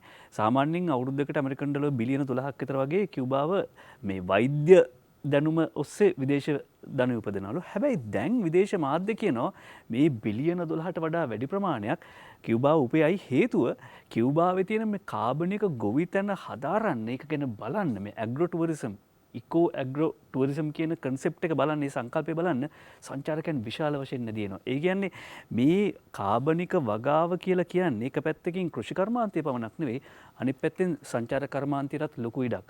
දැන් අපි මේ කතා කළේ මේ උරුමය එහෙම නැත්නම් මේ අපේ මහ පොළව සුවපත් කරමු කියන මේ ව්‍යායාමයේ සම්පත් ඇත්තටම අපි දෙන්න මේ කතාව පටන් ගන්නදී කිව්වා වගේ හුදු වැඩසටහනක් නෙවෙයි. මේ මෙතුමාලා ගාව තියෙන දැනුම, මහාචාර්ය ගාව තියෙන විශේෂඥ දැනුම මේවා අපි නැවත වතාවක් සමාජයට බෙදනවා. ඒ නිසා තමයි අර මේ නියාමන කාර්යභාරය කරන්න මේ ස්ටියරින් කමිටි එකක් විදිහට අපි කටයුතු කරන්නේ ස්වාධීන රූපවාහිනී සේවයේ සභාපතිතුමා ඉන්නවා.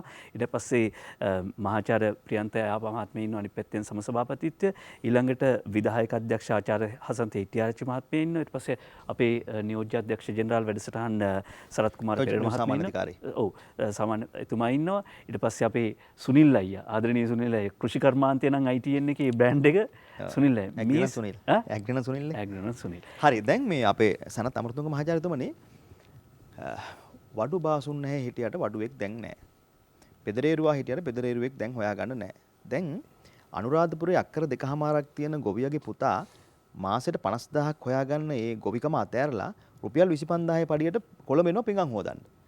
දැන් මෙන්න මේ මෙතන තියෙන ප්‍රධාන ප්‍රශ්නේ වත්මන් සමාජයේ දකින්නේ අර ස්මාර්ට් ෆෝන් එකක් අතේ තියන් ඉන්න වත්මන් තරුණ ප්‍රජාව දකින්නේ මහජනතුමනි තාක්ෂණේ නෑ කියලා. දැන් මුන්ට තාක්ෂණේ දීලා මුන් අර ගමේ රඳවන්න බැයිද? එතන සම්පත් හොඳ ප්‍රශ්නයක් ඇහුවේ. අපි මේ තරුණ පරපුරට ගැළපෙන විදිහේ ක්‍රියාකාරකමක් බවට මේ ආහාර නිෂ්පාදනය පත් කළ යුතුයි. ඒ සඳහා අපි ඇත්තටම දැනටමත් දැන් අවුරුදු ගානක ඉඳන් වැඩපිළිවෙලක් කරගෙන යනවා. මේ ඩිජිටල් තාක්ෂණයත් එක්ක සම්පත් ඔයා කිව්වා වගේ මේ ගොවියා කියන සංකල්පය මට හිතෙන්නේ ඉදිරියේදී නැති වෙලා යයි. ඒක hina වුණාට ඇත්තටම කේදනීය තත්ත්වයක්. අපිට hina ගියට. ඔව් ඊට වඩා එහාට ගිය අපි කියන ඔන්ටර්ප්‍රනර් කෙනෙක්. එහෙම නැත්නම් මේ ව්‍යවසායකයෙක්. තරුණ ව්‍යවසායකයෙක් ඇති කරන්න පුළුවන් මේ ඩිජිටල් තාක්ෂණය හරහා. ඒතකොට එතෙන්දී මේ අපි මූලිකම මේ අපි ફોකස් කරන්නේ මේ අමාරු වැඩවලින්. දැන් බීම එක හැප්පෙන්න ඕනේ, වතුර දාන්න ඕනේ, අර මේවා මහා ලොකු වැඩ කොටසක් මේ ආහාර නිෂ්පාදනයේ. ඒතකොට මේ ඩිජිටල් තාක්ෂණයෙන් අපි කරන්නේ මේ අමාරු වැඩ කොටසෙන් මිනිහා ඈත් කරනවා. එතකොට තරුණ පරපුරට කරන්න දෙයක් නැහැ මේ මහන්සි වෙලා මේ ආහාර නිෂ්පාදනයේද. ඒ වෙනුවට ඒගොල්ලන්ට තියෙන්නේ සෙල්ෆෝන් එකේ ඉඳන් කෘෂිකර්මය කරන්න. එතකොට අපි මේ කියන නව තාක්ෂණය, අපි මේ කියන පරිසර හිතකාමී ආහාර නිෂ්පාදන තාක්ෂණය අපි ඉදිරියට ගෙනියන්නේ මේ ඩිජිටල් තාක්ෂණයත් එක්ක තරුණ පරපුර සම්බන්ධ කරගෙන මේ ගොවියා කියන සංකල්පයෙන් චුට්ටක් ඈත් වෙලා. ඒ කියන්නේ අර දැන් ගොවිතැන ඔඩ්නම් ඊට පස්සේ අපිට ඕන කරනවා මොඩ් ගොවිතැනක්. එතකොට දැන් මහාචාර්යතුමනි දැන් මේ දවස්වල වැස්ස. හරිද? එළියට බහින්න හිතෙන්නේ නැහැ. දැන් වතුර කුඹුරේ මේ ලියදිවල වතුර පිරিলা. හරිද? එතකොට වක්කඩ කඩන්න ඕන, වතුර කඩන්න ඕනේ. දැන් ඔබතුමා කිව්ව වුණාට මේ තාක්ෂණය ගේනවා කියලා අපිට පුළුවන් ද දැන් වක්කඩේ වතුර ටික කඩන්න ඕනේ. ඕවට තාක්ෂණය තියනවද?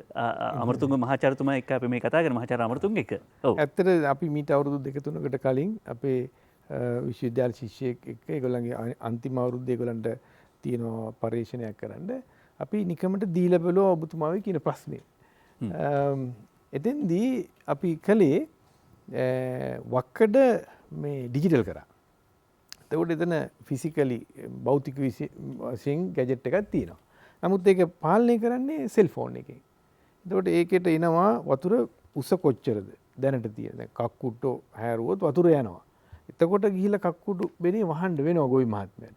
නමුත් එයා දන්නවා මේක මෙච්චර වතුර උසට තියෙනවා. ඒතකොට වල් මර්ධනය මට කරගන්න පුළුවන් මේකේ කියලා. ඒ වගේ දේවල් අපි දැනට නිෂ්පාදනය කරලා තියෙනවා. ඉතින් ඒක බොහොම සරල මේ දේවල්. නමුත් ඒක නිසා ගොවියාට විශාල පහසුවක් ඇති වෙනවා. සහ මේ වල් මර්ධනය කියන ක්‍රියාවලිය මේ රසායන ද්‍රව්‍ය පාවිච්චි නොකර කරන්න පුළුවන් වෙනවා. ඒ කියන්නේ දැන් මොඩ් ගොවිතැන ඇප් එකකින් කරගන්න පුළුවන්. දැන් මේ කාබනික ගොවිතැනට යනවා කියලා කියන්නේ අර නගුල් බාන අරගෙන වැඩේ කරන එක නෙවෙයි. මේ ඇප් එකෙන් වක්කඩේ වතුර කඩන්න පුළුවන්. ඒ කියන්නේ මේ නගුල් බාන දැන් ඔය ප්‍රකාශයන් ඊතරම්ම මං හිතන්නේ මේ රට පිළිගනීද කියලා දිනුෂ. මොකද සැර වැඩි වෙන්නත් පුළුවන්. මොකද නගුල් බාන් ඒ සම්ප්‍රදාය එහෙම්ම තියෙන්න ඕනේ. ඒ සම්ප්‍රදාය තියෙන්න ඕනේ අපි අතර. එහෙම නැත්නම් ඒ සම්ප්‍රදායට අපිට එක රැයකින් පයින් ගන්න බෑ. එහෙම අනිවාර්යෙන්ම රට ගහනවා ITN එකට පයින්. සහ මේ මෙහෙමනේ සම්පත් අනිත් පැත්තෙන් තියෙන දැන් අපි මේ කාබනික ගොවිතැන කියපු ගමම්ම එන අනිත් පැත්තේ තර්කය තමයි මේ යන්න හදන්නේ අතීතයට. කියන්නේ දැන් විශේෂයෙන්ම ගොවි මහත්තුරු බය වෙන තැනක් තියෙනවා. ගොවි මහත්තුරුන්ට ඊළඟ කන්නේ ගැන මේ අපි කතා කරන සියලු දේට වඩා ඊළඟ කන්නේ ආදායම ලැබෙන්න ඕනේ. හරිද? එතෙන්දී අර සාම්ප්‍රදායිකම කෘෂි කර්මාන්තයට යනවා කියන චිත්තය මැමුවොත් නෑ. සුවච කීකරු භාර්යාවක් ස්වාමියෙකුට දෙන උපදේශයක් විදිහට තමයි අපි මේක දෙන්න ඕනේ. ඒ නිසා තමයි අපි මෙවැනි විද්වත් පිරිසකට එන්න කියලා මේ වගේ මේ ප්‍රායෝගික තලයේ අත්දැකීම් තියෙන පිරිසකට එන්න කියලා මේ කාරණාව සමාජගත කරන්නේ. දැන් ඔබතුමා මහාචාර්යතුමාගෙන් නෙවෙයි මම සූරසේන මහත්තයාට යන්න. මේ ඉස්සර තිබුණනේ සූරසේන මහත්තයා සාමූහිකව මේ කෘෂි කර්මාන්තයේ යෙදුණු ක්‍රමවේදයක්.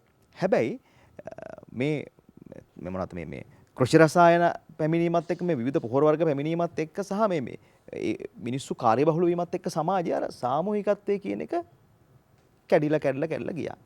ඒකෙන් ලොකු හානියක් වුනේ නැද්ද අපේ කෘෂි කර්මාන්තයට? ඇත්තටම ඒක තමයි සිදුවෙච්ච බරපතලම හානිය. ඒකෙන් ගොවියාට පමණක් නෙවෙයි සමස්ත පරිසර පද්ධතියට මුළු කුඹුරු යායටමත් බරපතල හානියක් වුණා. මොකද අපි දන්නවා ඉස්සර මේ අත්තම ඒ කියන්නේ අපි එකිනෙකාගේ මේ ශ්‍රමය හුවමාරු කරගන්නවා ගොයන් කපන්න. එතකොට අපි දන්නවා අපිට කුඹුර හා ගන්න ඕන. එතකොට අපේ ගවයෙක් ඉන්නවා අනිවාර්යෙන්. එතකොට ඒ ගවයෝ අපි මේ නෑදෑ හිතවත්කම් මත හුවමාරු කරගන්න කුඹුර හා ගන්නවා. එතකොට ඒකම අපේ තිබුණා බොහොම සාමූහිකත්වයක්. මොකද මේ தත්ත්වය අපි පවත්වා ගත්තේ නැත්නම් අපිට ගමේ අයත් එක්ක තරහ වෙලා මේ කිසි කෙනෙකුට තනියම ජීවත් වෙන්න බෑ. ගොයන් ටික කපා ගන්න කට්ටිය එකට වෙතුන්නේ. එතකොට ඒ අත්තම කය්‍ය කලාව කියන කාරණා එක්ක තමයි අපේ ගොවිතැන ඉස්සරහට ගියේ. නමුත් මේ නවීන ඒක මේක පාලනය කරන්නත් ස්වේච්ඡාවෙන් වැඩ කරන ගමේ නායකයෝ හිටියා. එතකොට මේ தত্ত্বය රසායනික ගොවිතැන ආවට පස්සේ අපිට කාගේවත් සහයෝගයක් අවශ්‍ය වෙන්නේ නැහැ. අපිට හරක් මේ හුවමාරු කරගන්න උවමනාවක් නැහැ. ට්‍රැක්ටරයක් ආවා. අපි ට්‍රැක්ටරේ පාවිච්චි කරපුවාම අල්ලපු ගෙදර මොනවා වුණත් මට ප්‍රශ්නයක් නැහැ. මගේ ට්‍රැක්ටරයක් ගත්තා නම් මම මේ වැඩේ කරගෙන යනවා. ඒකට ඒ හින්දා අද ලංකාවේ උදාහරණයක් ගත්තොත් අනුරාධපුර දිස්ත්‍රික්කයේ හෙක්ටයාර් 1000ක් තියෙනවනම් ට්‍රැක්ටරුත් 1000ක් තියෙනවා. මොකද කිසි කලමනාකරණයක් නැහැ නේ කිසි කෙනෙක්. ඉතින් අපි හැමෝම ට්‍රැක්ටරයක් ගන්න බලනවා. ඉතින් ඒ වගේ අපේ සාමූහිකත්වය නැති වුණා. අපිට කවුරුවත් ඕනේ නැහැ කියන මානසිකත්වය ඇති වුණා. අපි ඊට පස්සේ ලෙඩ රෝග හානියක් ආවත් ගොයන් කපා ගන්න ඕන නම් දැන් අපි අක්කර කාලයි භාගයයි අක්කරයයි තියෙන්නේ. හැබැයි අපි මහා ලොකු මැෂින් එකක් දානවා. මේ මැෂින් එකෙන්ම මම හිතන්නේ මැෂින් එකේ අක්කරයයි තියෙන්නේ වීබුසල් 80යි ගන්න. ඒකෙන් 9ක්ම හානි වෙනවා කියලා හොයාගෙන තියෙනවා. එතකොට එතනම අපි තාක්ෂණය පාවිච්චි කරන්න ගිහිල්ලා ලොකු අමාරුවක වැටලා තියෙනවා. එතකොට ප්‍රධානම දේ තමයි අපේ ගමේ මිනිස්සුන්ගේ තිබිච්ච සාමූහිකත්වය. නෑ අපි දැන් දන්නවා සිංහල අය අලුත් අවුරුද්දේ බුලත් හුරුල්ලක් දීලා ගිහිල්ලා තරහ වෙච්ච කෙනෙක්ගෙන් සමාව ඉල්ලලා නැවත සමගි වෙනවා. මොකද අපිට මේ සාමූහිකත්වය නොතිබුණොත් අපිට මේ වැඩේ කරගෙන යන්න බෑ. අද අපේ ආත්මාර්ථකාමීත්වයයි ඒකම අපි දැන් බොහෝ වෙලාවට ගොවිතැන් කරන්නේ අපිටද කියලා හිතෙනවා. අපි බොහෝ වෙලාවට ඔය එක භෝගයක් එක මේ ගමක් කියන සංකල්පයේදී විදේශීය රටවල් වලට ආහාර නිපදවන්න තමයි අපේ සැලසුම් තියෙන්නේ. නව කුජිකාර්මික ප්‍රතිපත්තියක් මම නම් දැකලා නැහැ සුළු ගොවියා වෙනුවෙන් නිෂ්පාදනය කරලා තියෙනවා. හැමෝම පිටරටට අලෙවි කරන්න අපනයනය කිරීම සඳහා තාක්ෂණය යොදාගෙන යන්න තමයි කල්පනා කරන්නේ. ඉතින් ඔය කේදවාදයේ අපේ මුළු මේ ක්‍රමේ පුරාම තියෙනවා. දිනුෂ දැන් මේ කතා බහේ සම්පින්ඩණය ගත්තාම අපි තාමත් බටහිරට කත්ත දින එක අත්හැරලා නැහැ වගේ එකක් ඔයාලට දැනෙන්නේ නැත්. පැහැදිලිවම අපි කන්නේ තාම ඒගොල්ලෝ දීපු උලනුව තමයි මේ ගිලගෙන යන්නේ. දැන් සම්පත් අර සම්පතුයි මම සමහරවිට මත වලින් ගැටෙනවා වගේ තේරෙන මේ මත ගැටෙන එක හොඳයි. එතකොට තමයි මේ දහසක් මත ගැටුනහම තමයි දවසක් අලුත් අදහස් එනවා කියලා කියන්නේ. දැන් මම ඉන්නේ මෙන්න මේ අදහසේ සම්පත්. ඒ තමයි අර මහාචාර්ය ආප මහත්තයා කියන වගේ සිංහරාජයෙන් ශුද්‍ර ජීවීන් සහිත පස් කොටසක් ගෙනල්ලා අපි අලුත් බිමක රෝපණය කරනවා. සිංහරාජ වෙනම සංරක්ෂණය කරනවා. එතකොට නගුල් බාන වියගහ ඒ ටික වෙනම සංරක්ෂණය කරන අතරේ නූතන කෘෂිකර්මාන්තයේ විදිහට අපි වෙන තැනක ඒක රෝපණය කරනවා. දැන් මහාචාර්ය වීරක්කුඩි මහත්මයා ගාවට යනවා. මහාචාර්යතුමනි මේ අපි දැනට අවශ්‍ය ප්‍රමාණයටත් වඩා පොහොර බෙහෙත් ගහලා ගේන කෘෂිකර්මාන්තේ අපි හඳුනා නොගත්ත ගැටලු මොනවද තියෙන්නේ? ඔබතුමාලා විෂයාත්මකව හඳුනාගත්ත ගැටලු මොනවද තියෙන්නේ? සහ දැන් එන්න අස්වැන්න අඩු වෙනවා. අඩු වෙන නිසානේ අපි වැඩිපුර පෝර ගහන්නේ. මොනවද මේ විදිහ ගැටලු තියෙන්නේ? ඔව් ඒක බොහොම හොඳ ප්‍රශ්නයක්. අපි බැලුවොත් එහෙම අපේ රටේ තියෙන විවිධ භෝග පද්ධතීන් විශේෂයෙන්ම බහුවාර්ෂික ශාක සහිත පද්ධතීන් රාශියක් තියෙනවා. අපි ප්ලාන්ටේෂන් ක්‍රොප්ස් වැවිලි භෝග විදියට හඳුන්වන ඒවා. මේවා දීර්ඝ කාලයක් පවතිනවා. ඒවා පරිසරයට රුතු දීමේ හැකියාව වැඩි යම්කිසි පරිණතභාවයකට පත් වුණාට පස්සේ ඒ වගේම ඒ වගේ ගැඹුරු මූල පද්ධතියක් තියෙනවා. ඒ නිසා ඒවට ජලය සහ පෝෂක උරා ගැනීමේ හැකියාව තියෙනවා. යම් යම් විචලනයන්ට ඔරොත්තු දීමේ හැකියාව තියෙනවා. අපි දැන් මේ කන්නේ පොහොර දැම්මේ නැත්තම් බහුවාර්ෂික ශාකයකට ඒක දරා ගැනීමේ හැකියාව වැඩි. ඉතින් මෙන්න මේ වගේ අනිත් පැත්තෙන් අපි ගන්නවා වී වගාව. ඊට පස්සේ එළවලු වගාව අනිත් අන්තයේ තියෙන්නේ ඒවා ඒකවාර්ෂික ශාක කෙටි කාලීනයි වේගවත් වර්ධනයක් තියෙනවා. ඒ නිසා ඒවට බාහිර යෙදුම් වල අවශ්‍යතාවය වැඩි. ඊටත් අමතරව මේවා හුඟක් හරියේ වීවල නම් එහෙම නෑ මං හිතන්නේ. නමුත් එළවලු වල එහෙම පිටරටින් ගෙන්නන ලද දෙමුහුන් බීජ වර්ග පාවිච්චි කරන්නේ. දැන් ඔය පිටරටවල් වල තියෙන දෙමුහුන් බීජ වර්ග ජනනය කරන්නේ ඒ රටවල් වල තියෙන තත්ත්වයන්ට ඔරොත්තු දෙන්න. ඒවා සැලකිල්ලට අරගෙන. දැන් විශේෂයෙන්ම ගත්තොත් එහෙම අපි චීනය, රුසියාව, ඒ වගේම යුරෝපයේ, ඇමරිකාව වගේ, ඕස්ට්‍රේලියාව වගේ රටවල් වල වගා භූමියක් ගත්තාම හෙක්ටයාර් ගණනාවක් විශාලයි ඒක. එතකොට ඒක තියෙන්නේ බොහෝ විට මේ මිනිස්සු ජීවත් වෙන පරිසරයෙන් බොහොම ඈත. ඒ නිසා මේ පරිසරයට ඒකේ තියෙන පසට ජලයට අපවිත්‍ර ද්‍රව්‍ය මුහුන් වුණාට විෂ ද්‍රව්‍ය එකතු වුණාට කෙලින්ම මිනිස්යාට ඇති වෙන්න තියෙන හානිය අඩුයි. අපේ තියෙන ඊටාම කුඩා ඉඩ ප්‍රමාණයක්. එතකොට ඒ ඉඩ ප්‍රමාණය තුල එයා ජීවත් වෙනවා. එයාගේ ළිඳ තියෙන්නේ සමහර වෙලාවට ඒකෙමයි. එයා සියලුම දෙන්නේ කරන්නේ එකයි. අපි ඒකටත් හඳුන්වලා දෙනවා අතෙන්ට දාන පොහොර ප්‍රමාණයම ඒ කෘමිනාශකම භාවිතා කරනවා. මේ නිසා විශේෂයෙන්ම අර මම කියපු ඒකවාර්ෂික සහිත ශාක සහිත භෝග පද්ධති වලට මේ වගේ හානිය ඊටාම වැඩි. ඉතින් ඒක නිසා මේ වගේන් ඇතිවන ප්‍රතිඵල වෙනස්. ඒ නිසා අපි මේවා එකින් එක වෙන වෙනම අරගෙන සැලකිල්ලට අරගෙන අපේ දේශීය තත්ත්වයන්ට ගැළපෙන විදිහට. ඒ වගේම අපේ ගොවීන්ගේ දැනුම තවත් එකක්. ඒ දැනුම් පද්ධති වෙනස්.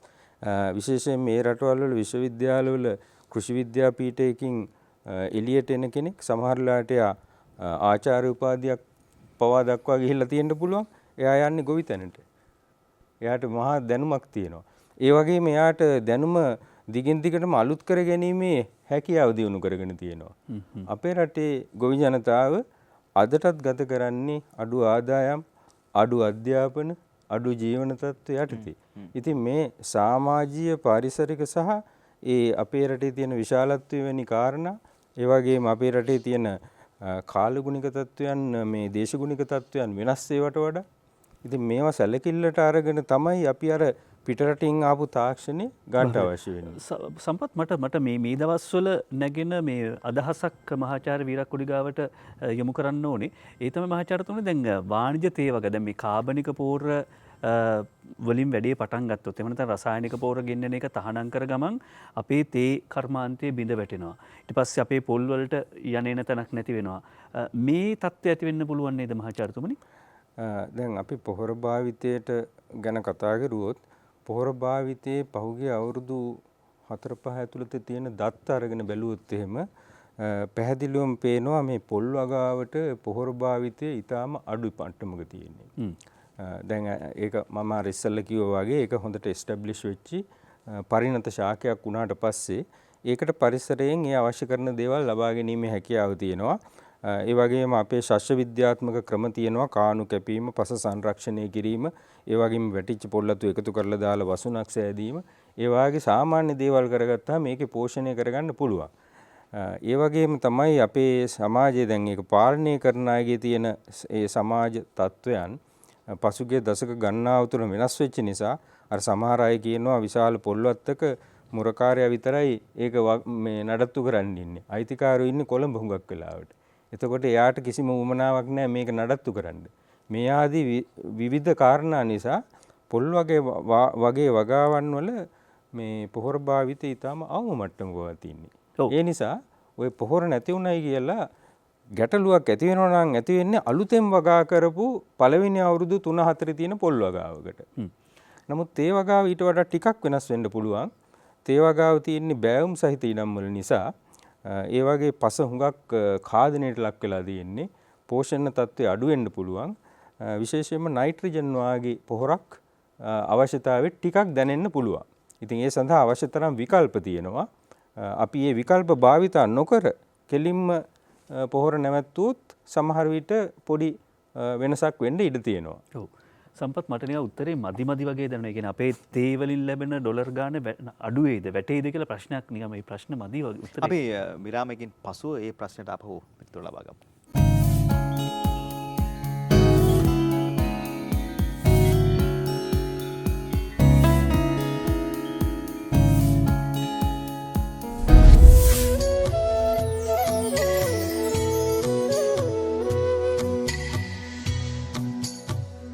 ඔබ උරුමේ සමග ඉන්නේ මහ පොළොව සුවපත් කරමු මහ පොළොව සුවපත් කරන්නේ ඇයි කියන කාරණේ දැන් ඔබට යම් මට්ටමකට හෝ පසක් වෙලා ඇති කියලා අප විශ්වාස කරනවා. මේ මොහොතේ අප මහ පොළොව සුවපත් කිරීමේ ක්‍රියාවලිය කළ යුතුමයි. එසේ නොකරහොත් අනාගත පරපුර පිළිබඳව විශාල අවධානමක් තියෙන බව යලි යලිත් අපි ඔබට මතක් කරනවා. අපේ අනිල් ප්‍රනාන්දු මහත්මයා දැන් මේ හයිබ්‍රිඩ් නැත්නම් මේ දෙමුහුම් තාක්ෂණය හා සම්බන්ධයෙන් කෘෂිකර්මාන්තයට එන වගාවන් නැත්නම් බීජ මේ දේවල් වලට කාබනික වගාව නැත්නම් මේ වසවිස නැති ක්‍රමවේදයකට යෑම පිළිබඳව තාමත් සමාජයේ තියෙන අනිසිබියක්. මේක 100%ක්ම අපිට නැති කරගන්න පුළුවන්ද? ඔව් මම දැන් ඉස්සෙල්ලත් කිව්වා අපිට අර අවස්ථාව නැතුණානේ පාරම්පරික බීජ හොයාගන්න. ඔව්. එතකොට අපිට යන්න සිද්ධ වුණා දෙමුහුම් බීජ වලට. එතකොට ඒක පොඩි ප්‍රමාණයක් නෙමෙයි. මෙතන අක්කර 200කට ආසන්න ප්‍රමාණයක්. එතකොට එතෙන්දී ඒ දෙමුහුම් බීජ අපි පටන් ගත්තම පැල කරන්න පටන් ගත්ත දවසේ ඉඳන් කාබනික පොහොර අපි යෙදුවා ටිකක් වැඩිපුර. මොකද හේතුව අර මං කිව්ව පිට්ටනි වල වවන තිබිච්ච නිසා, බොරළු ඉඩම් වල වවන තිබිච්ච නිසා. එතකොට ඒවට ආපු ඒ කියන්නේ මුහුණ දෙන්න වෙච්ච ගැටලු ගත්තොත් දැන් ගිය කන්නේ මහ කන්නේදී ඒ අපිට වල් උවදුර එතන ආවේ නැහැ. මොකද අර පිට්ටනි වල වල් වෙන තරම් කාලයක් තිබෙන්නේ නැති නිසා. ඒක වාසනාවට වෙච්ච දෙයක්. නමුත් ඒකේ අපිට ක්‍රමවේදයක් තියෙනවා. වතුර බැඳලා පොරු ලෑල්ල ඇඳලා වල් මරන්න අපිව පුරුදු කරලා තිබ්බ ගොවින්ට. ඒ අභියෝගය ආව නම් ඒකට මුහුණ දෙන්න. එතකොට අපිට ආයිත් කෘමි උවදුරු කියන එකේදී ඒකෙදිත් අපි අර අපේ චැම්පියන් ෆාමර්ස්ලා අපි අර සූර ගොවීන් කියලා හඳුන්වලා මේ පාරම්පරික වගාවේ දිගටම කරගෙන ආපු කොට්ටාසය. අපි ඒගොල්ලා මේ ගොවීන්ට දුන්නා ඒ කෘමිය හඳුනා ගන්න. ඒ කියන්නේ කෘමි අනතුරු එනේව හඳුනා ගන්න. ඒතර හඳුනාගත්තාම බොහොම අල්පයක් ආවේ. නමුත් ඒ ආපු ඒවට අපි ඒගොල්ලන්ගෙන්ම ඕගොල්ලෝ රසායන කෘෂිකර්මය කරද්දී මොනවද මේකට ගහන්නේ? එතකොට එයා කියනවා ගහන්න. එයාගේ මොකක් හරි නමයක්. දැන් අන්තිම දරුණු මේක තියෙන්නේ මාෂල් ලිස් එකේම. ඒතර ඒගොල්ලෝ දන්නේ ඒක නම් අපිට කියනවා මාෂල් ලිස් ගහන්න ඕන. ඒතර මාෂල් ලිස්ට අපි දන්න අපේ සරමයක අපි හදලා තියෙනවා මේ නහපට කලවැල් ඒ වගේ වදාලා හදන වට්ටුරු තියෙනවා අපේලා.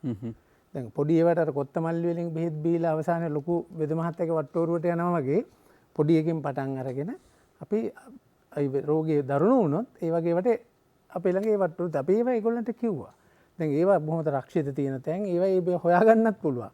දැන් අපි කොළඹ වගා කරන කාලේ අපිට ඒව අවශ්‍ය වුණාම අපි වෙන තැන් වලින් ගෙන්නන්න ඕන. සමා වෙන දැන් අනිල් මහත්තයා දැන් මොඩල් එකක් හැන්න තමයි ආදර්ශයක් හැටියට මේ දෙමුහුම් වගාව කාබනිකව කරන්න පුළුවන් වෙන්න පුළුවන්. හැබැයි කෘෂිකර්මාන්තය කරන ජනපදවල ජීවත් වෙන මිනිස්සු අපේ ගොවි ජනතාව මේක මහා පරිමාණයෙන් කරන ඕන ව්‍යාපාරයක් හැටියට.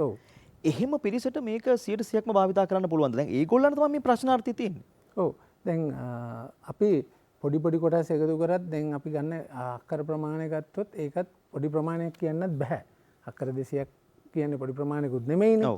ගොවීන් ඒක 100කට අයිති වෙන්න පුළුවන්. නම් ප්‍රමාණය ලොකු ප්‍රමාණයක්. ඒක තනි එක්කෙනෙක් අක්කර 200 වැවුවත් ඒ අක්කර 200මයි.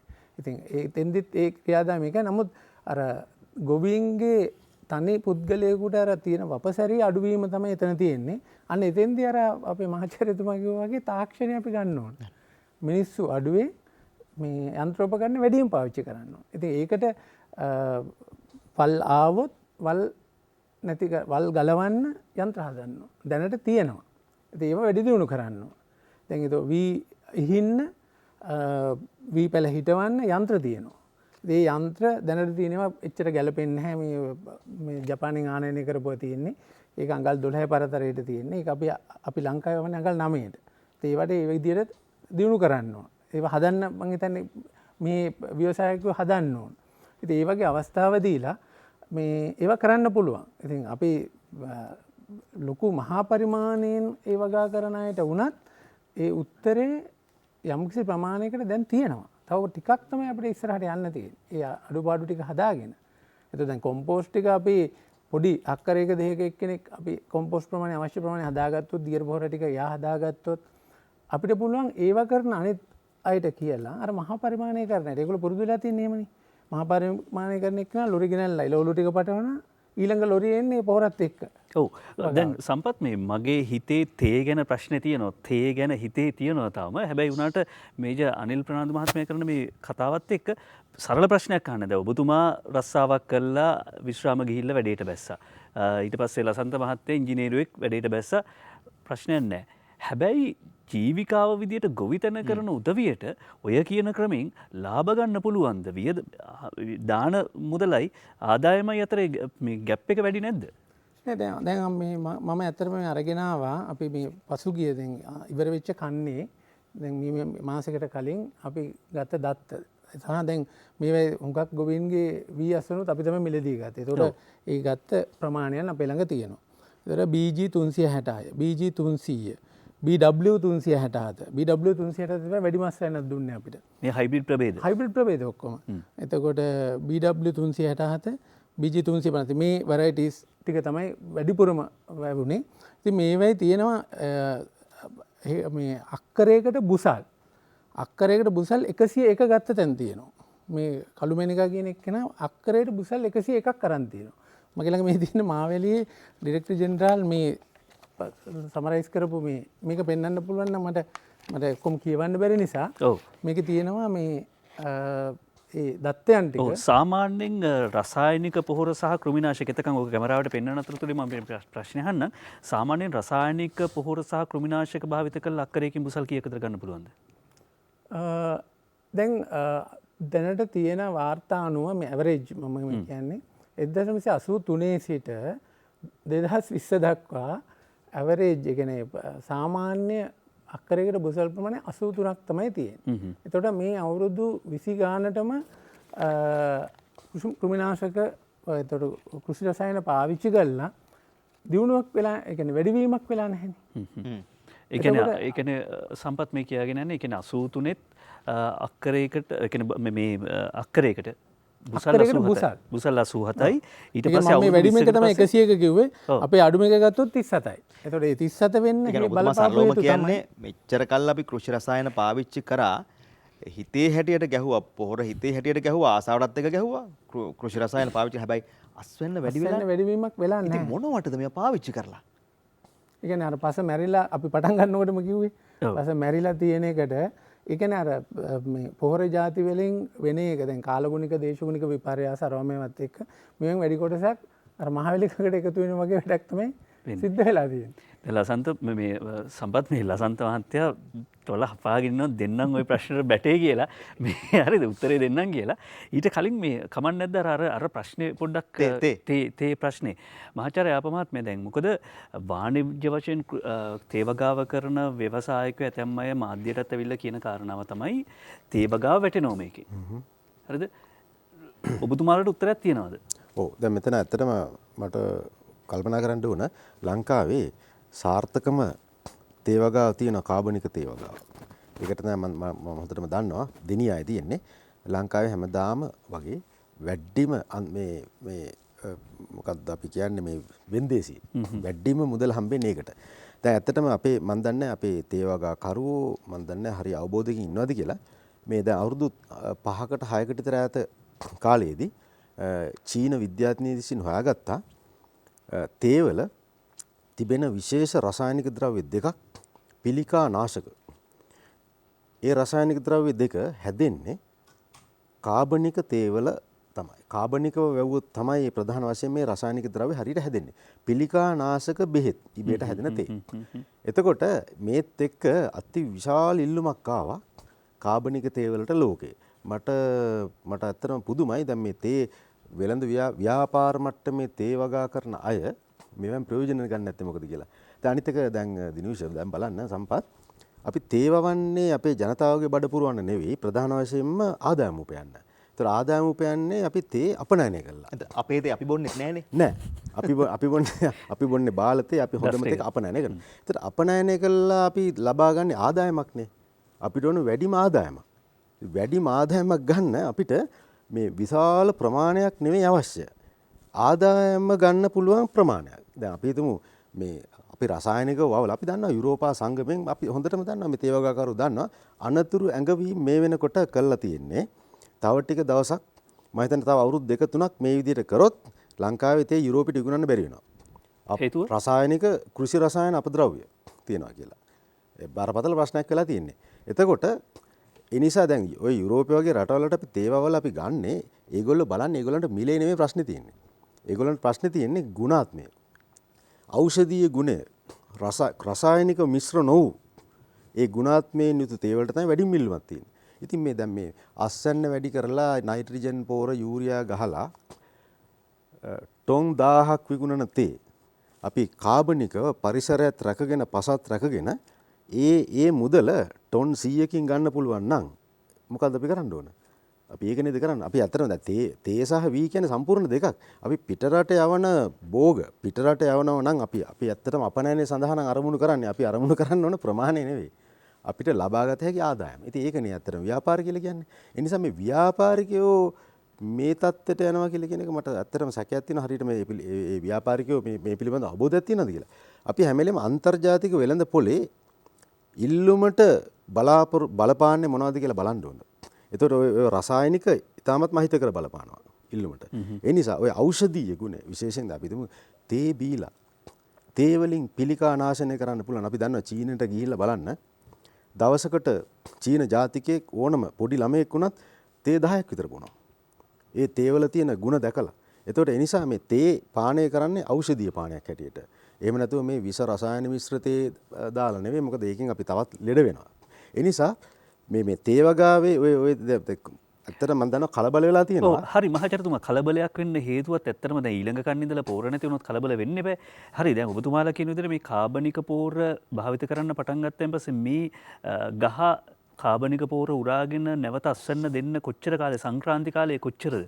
ඇත්තටම මෙහෙම ඉස්සර තිබුණ දින විස ඔහම සංක්‍රාන්ති කාල අවුරුදු 7 හේන් වගා කාලේ අවුරුදු 7යි සංක්‍රාන්ති කාලේ.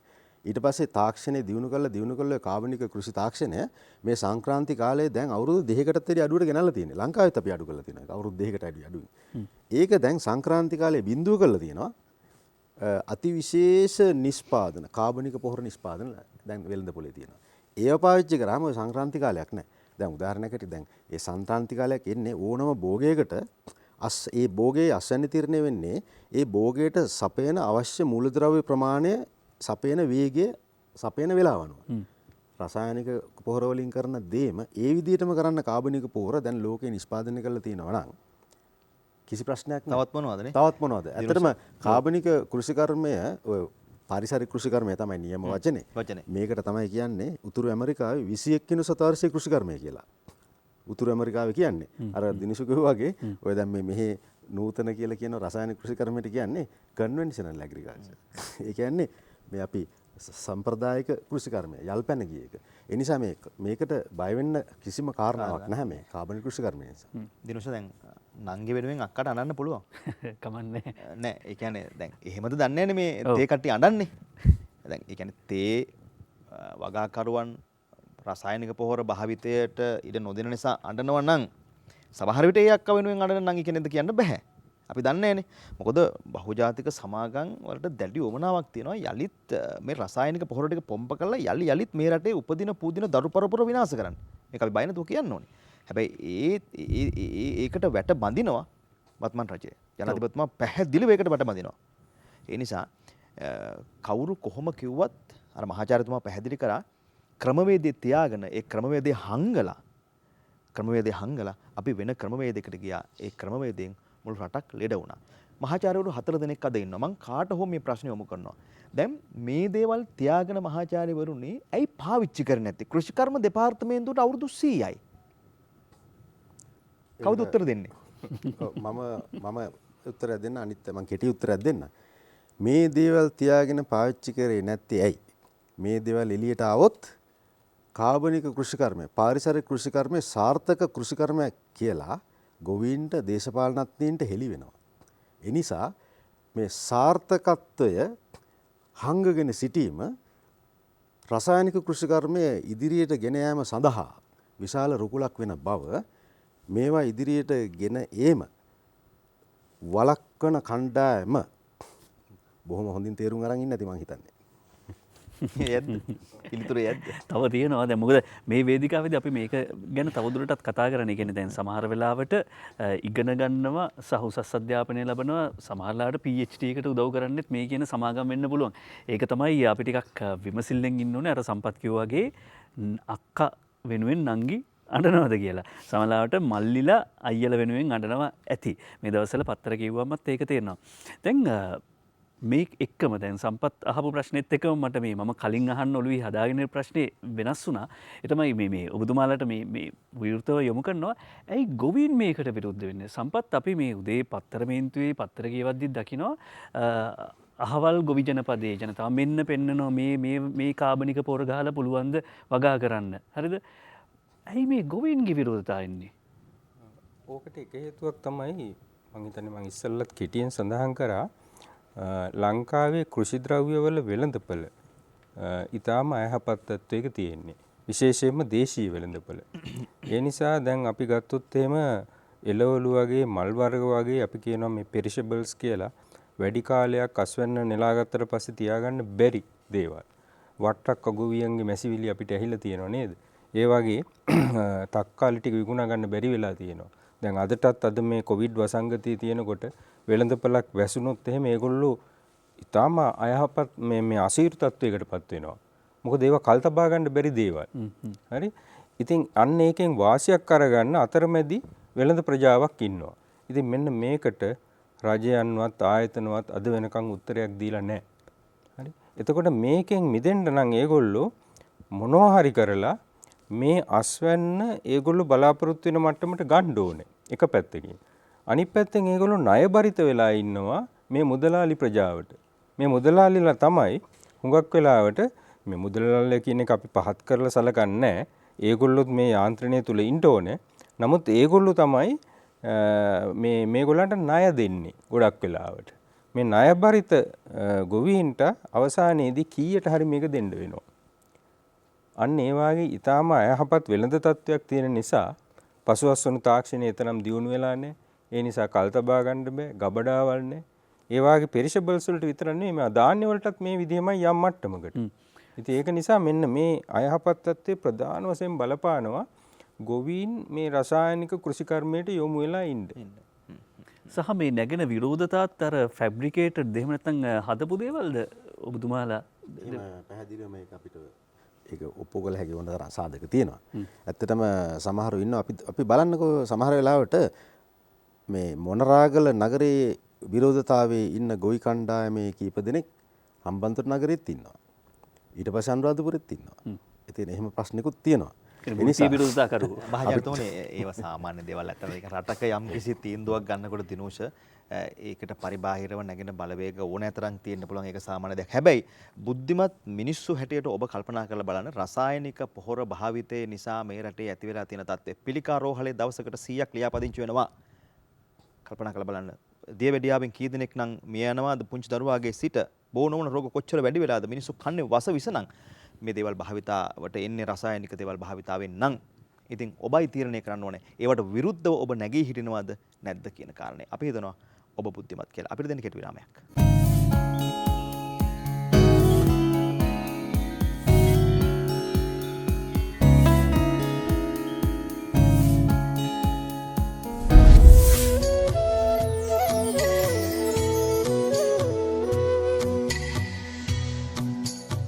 ප්‍රශ්න විසඳයි කියලා හිතුවට නෑ ප්‍රශ්න තවදුරටත් ඇති වෙන එක වෙන්නේ. හැබැයි මේ ප්‍රශ්න ඇති වෙන ඒවට විසඳුම් හේවුනොත් අපිට මේ ගොවිබිමේදී හැබැයි ලෝකයේදී සමාජයේදී මතුවෙන ප්‍රශ්න වලට උත්තර එතන තියෙයි. දැන් කෙනෙක්ට හිතෙන්න පුළුවන් මේ ආචාර්ය මහාචාර්යවරු කැමරාව ඉස්සරහ හොඳට වාඩි වෙලා මේ දෙන උත්තර ගොවිපලේ අපිනේ දන්නේ ප්‍රැක්ටිකල් නෑ කියලා. කරන විදිහ අපිනේ දන්නේ. කරන විදිහ අපි දන්නේ. දැන් කරපු කෙනෙක් ඉන්නවනේ ඒව කරලා පෙන්නපු අය ඉන්නවනේ. ලසන්ත මහත්මයා සහ දුටුවැව මහත්මයා මේ දෙන්නගෙම මම අහන්න කැමතියි. දැන් මේ කියන නව 21 වෙනි සියවසේ කෘෂිකාර්මික ප්‍රවේශය ඒක වැඩ කරනවද? ඒක ප්‍රැක්ටිකල්ද? ඊට පස්සේ ඒක ප්‍රොෆිටබල්ද? ඇත්තටම මේ අපි ඒක ප්‍රොෆිටබල්ද ලාභදායකද කියන්න කලින් අපි ආයමත් අහන්න ඕනේ අපි කරන් යන එක ලාභද? right. ඇත්තට බැලුවොත් මම පෞද්ගලිකවම දැන් අපි මේව කරද්දී අපිට සමහර වෙලාවට අපි මාස 25 වෙනිදා අපි පඩි අරන් තමයි සේවකයන්ට පඩි දුන්න කාලයක් තිබ්බා. ඊට පස්සේ මම සාමාන්‍ය අපේ ආයතනවල බලනවා වගේ අපි මේ ලාභ අලාභ ගිණුමක් හදාගෙන සේවයට යන අය, ට්‍රාන්ස්පෝර්ට් වලට යන අය, බීජ වලට යන අය එහෙම මං හැදුවා. හැදුවාම මට දැනුණ දේ තමයි 65%ක් 70ක් යන්නේ ශ්‍රමයට. අපි කොළඹට බණ්ඩාරවල ඉඳන් ගේන හින්දා තව 15%ක් විතර යනවා. ඒතකොට ඉතුරු 15% තමයි අපේ පොහොරවලට සහ බීජ වලට යන්නේ. එතකොට අපි කොහොමද අපේ සේවකයෝ කළමනාකරණය කරන එක සහ අපේ එළවලු වර්ග වලට දෙන මුදල මත තමයි, ඒ කියන්නේ මිල මත තමයි ඕක රඳාපවතින්නේ. ඕක කාබනිකව කරත්, ඕක අපි දැන් කරන් යන විදිහට කරත් ওই ප්‍රශ්නේ තියෙනවා. ඒකට තමයි මම ඇත්තටම අපිට හොයාගන්න පුළුවන් මේක මනා සැලසුමකින් මේ වෙළඳ පොළ යන ඉල්ලුම තියෙන විදිහට දීම තුල තමයි මේකේ ලාභ අලාභ බව තියෙන්නේ. අපි ගත්තොත් අපේ අක්කර 3 අපි කලින් හිටියා 21 දෙනෙක් විතර. අපි උගන්වන්න ඒව කරන හින්දා. පස්සේ අපි ඒක බලලා අවශ්‍ය දැනුම තියෙන අය ඉන්න ඕනේ කිව්වා. ඊට පස්සේ අපි ඒක සරල කරා. නෑ මේකට ලොකු දැනුම නෙවෙයි ඕනේ, කරන්න ඕනේ දේවල් පැහැදිලිව කියලා දෙන්න ඕනේ. සැලසුම්. එහෙම කරාම අපිට ඒ ඉඩමෙම සාමාන්‍ය 9 දෙනෙක් විතර කරන්න පුළුවන්. ඒතකොට අපේ වියදම අඩු වුණා. ඊට පස්සේ අපි දෙන්න ඕනේ වගා කොහොමද? මොන පාත්ති වල කොච්චරද කරන්නේ? මොන වගාද කරන්න ඕනේ? කොච්චර කාලයකට කලින්ද අපි මේක තීරණය කරන්න ඕනේ කියන ඒවා මත තමයි අරකේ ආදායම ලාභ පාඩු බව එන්නේ. එතන පැහැදිලිවම කියන්න ඕනේ වෙනත් කරුණු. ඒවා කුෂිකාර මේ කාබනික හෝ වෙනත් ක්‍රමයකින් කරත් ඒ දේ එහෙමයි. ඒක ව්‍යාපාරයකටත් අදාළයි. අපි කන්ස්ට්‍රක්ෂන් කරන්න ගියත් ඔයක තියෙනවා. ඒතකොට ඒක පොදු ගුණාකාරයක් ව්‍යාපාරයක් විදිහට කරනකොට. ඒ කියන්නේ අර යෙදවුම් ඉන්පුට්ස් ටික අඩු කරගන්නයි අඩු කරගන්න ඕනේ. ඒක මනක් කළමනාකරණය. ඒක අපිට ඇත්තන අපේ ගොවි ජනතාවට, ගොවිතැන් කරන අයට, වගාවක් කරන අයට මම දැනගත්ත දේ තමයි අපි මෙහෙම ඉගෙන ගත්තේ හින්දා අපි දන්නවා. ඒ කළමනාකරණය එක මූල්‍ය කළමනාකරණය, පිළිස් කළමනාකරණය සහ අපිට තියෙන සම්පත් කළමනාකාරය තුලින් තමයි ලාභ අලාභ එන්නේ. ඒක තමයි ප්‍රධාන පණිවිඩය සහ ප්‍රධානම දේ මම දැන් මොකද ලසන්ත මහත්තයා මේ උත්තරේ තාර්කිකයි.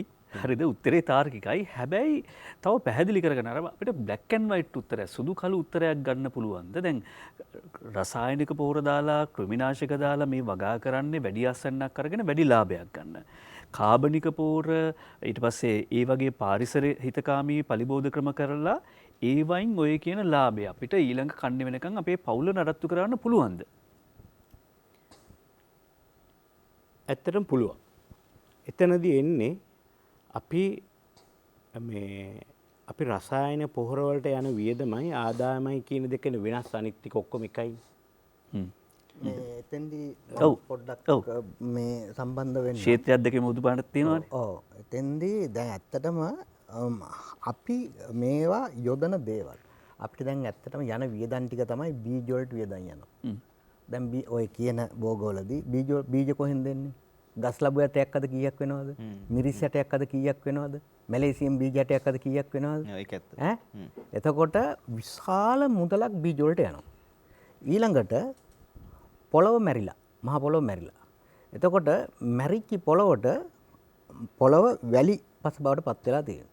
එතකොට පොළවේ ව්‍යුහය සහ වයනය එහි තියෙන ස්ට්‍රක්චර් එක සම්පූර්ණ විනාශ වෙලා තියෙනවා. එතකොට අපි මේකට තව රසායනික දාලා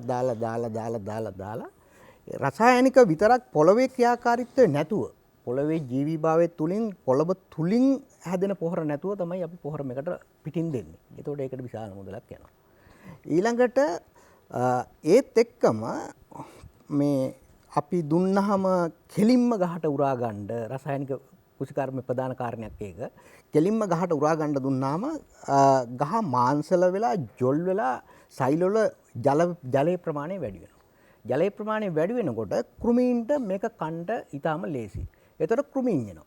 කෘමීන් ආවහම මේ කෘමිනාශක වලට අපිට ලොකු වියදමක් යනවා. කෘමීන් මරන්න ඕන. ඒතකොට කෘමීන් මැරුවට පස්සේ මෙතන ඉන්නවා ඇත්තටම සබහාදහම අපිට දීලා තියෙන්නේ හිතකර කෘමීන් වැඩිපුර. ඒ කියන්නේ මේ මස් වර්ග කන ඒ කියන්නේ අර එතන ඉන්න සත්තු කන අපිට හානියක් නැති අපි භෝගයට හානියක් කරන්නේ නැති කෘමීන් තමයි වැඩිපුර ඉන්නේ. උදාහරණයක් විදිහට ගත්තොත් ගෝයන්ගහේ ඒ වගේ කෘමීන් 27 දෙනෙක් විතර ඉන්නවා. එතකොට මේ ගහට හානි කරන කෘමීන් ඉන්නේ 7-8 දෙනයි. එතකොට ඉතා සුළු ප්‍රමාණයක් ඉන්නේ. මේ සබහාදහම මේක බොහොම ලස්සනට බැලන්ස් කරලා තියෙන්නේ. එතකොට මේ කෘමීන් ටික දෙගොල්ලොම මැරලා යනවා. දෙගොල්ලොම මැරලා ගිහුවාම එක සැරයක් කෘමිනාශක ගහලා දෙසරයක් කෘමිනාශක ගහලා තුන් සැරයක් කෘමිනාශක ගහලා මේක පාලනය කරන්න බෑ. තව විශාල ප්‍රමාණයක් ගන්න. තවත් ලොකු වියදමක් යනවා. එතකොට මේ ඔක්කොගෙම අනිත් පැත්තෙන් මේ ඔක්කොම වියදම් ටික ගිහලා ලොකු විශාල මුදලක්. ඒ නිසා අපි දැන් මේ අපේ මේ සංවිධානයේ තේමාවක් තියෙන විදිහට මහ පොළව සුවපත් කරගත්තොත් මේ සියල්ලට විසඳුම මෙතන තියෙනවා. වලුත් එහෙමයි. වල් වල මේ සාක සන්තතිය කියලා එකක් තියෙනවා. මේ වැලි පොළවේ හැදෙන්නේ කූරු පැල. ඒවට කොච්චර වල්නාශක ගැව්වත් හරි අමාරුයි මරන්න. එතකොට නමුත් පොළව සාරවත් නම් මහ පොළව සුවපත් නම් ලොකු ඒවා තමයි හැදෙන එක අපි හොඳට දන්නවා. අපිට බොහොම ලේසි බලා ගන්න අපි අතු ගාලා දාන කුණු ගොඩේ හොඳට පොහොර වෙනකොට ලොකු පැලජාති තමයි හොඳ කොළ මහත් වේව තමයි හැදෙන්නේ. එතකොට මේ ඒවා පාලනය කරන්න ලේසි. අතින් හරි උගුල්ලා දාන්න පුළුවන්. එතකොට මෙන්න මේක ඇවිල්ලා චක්‍රයක්. අපි මේ කෘෂිකාර්මික වහල් භාවයේ ඉන්නේ.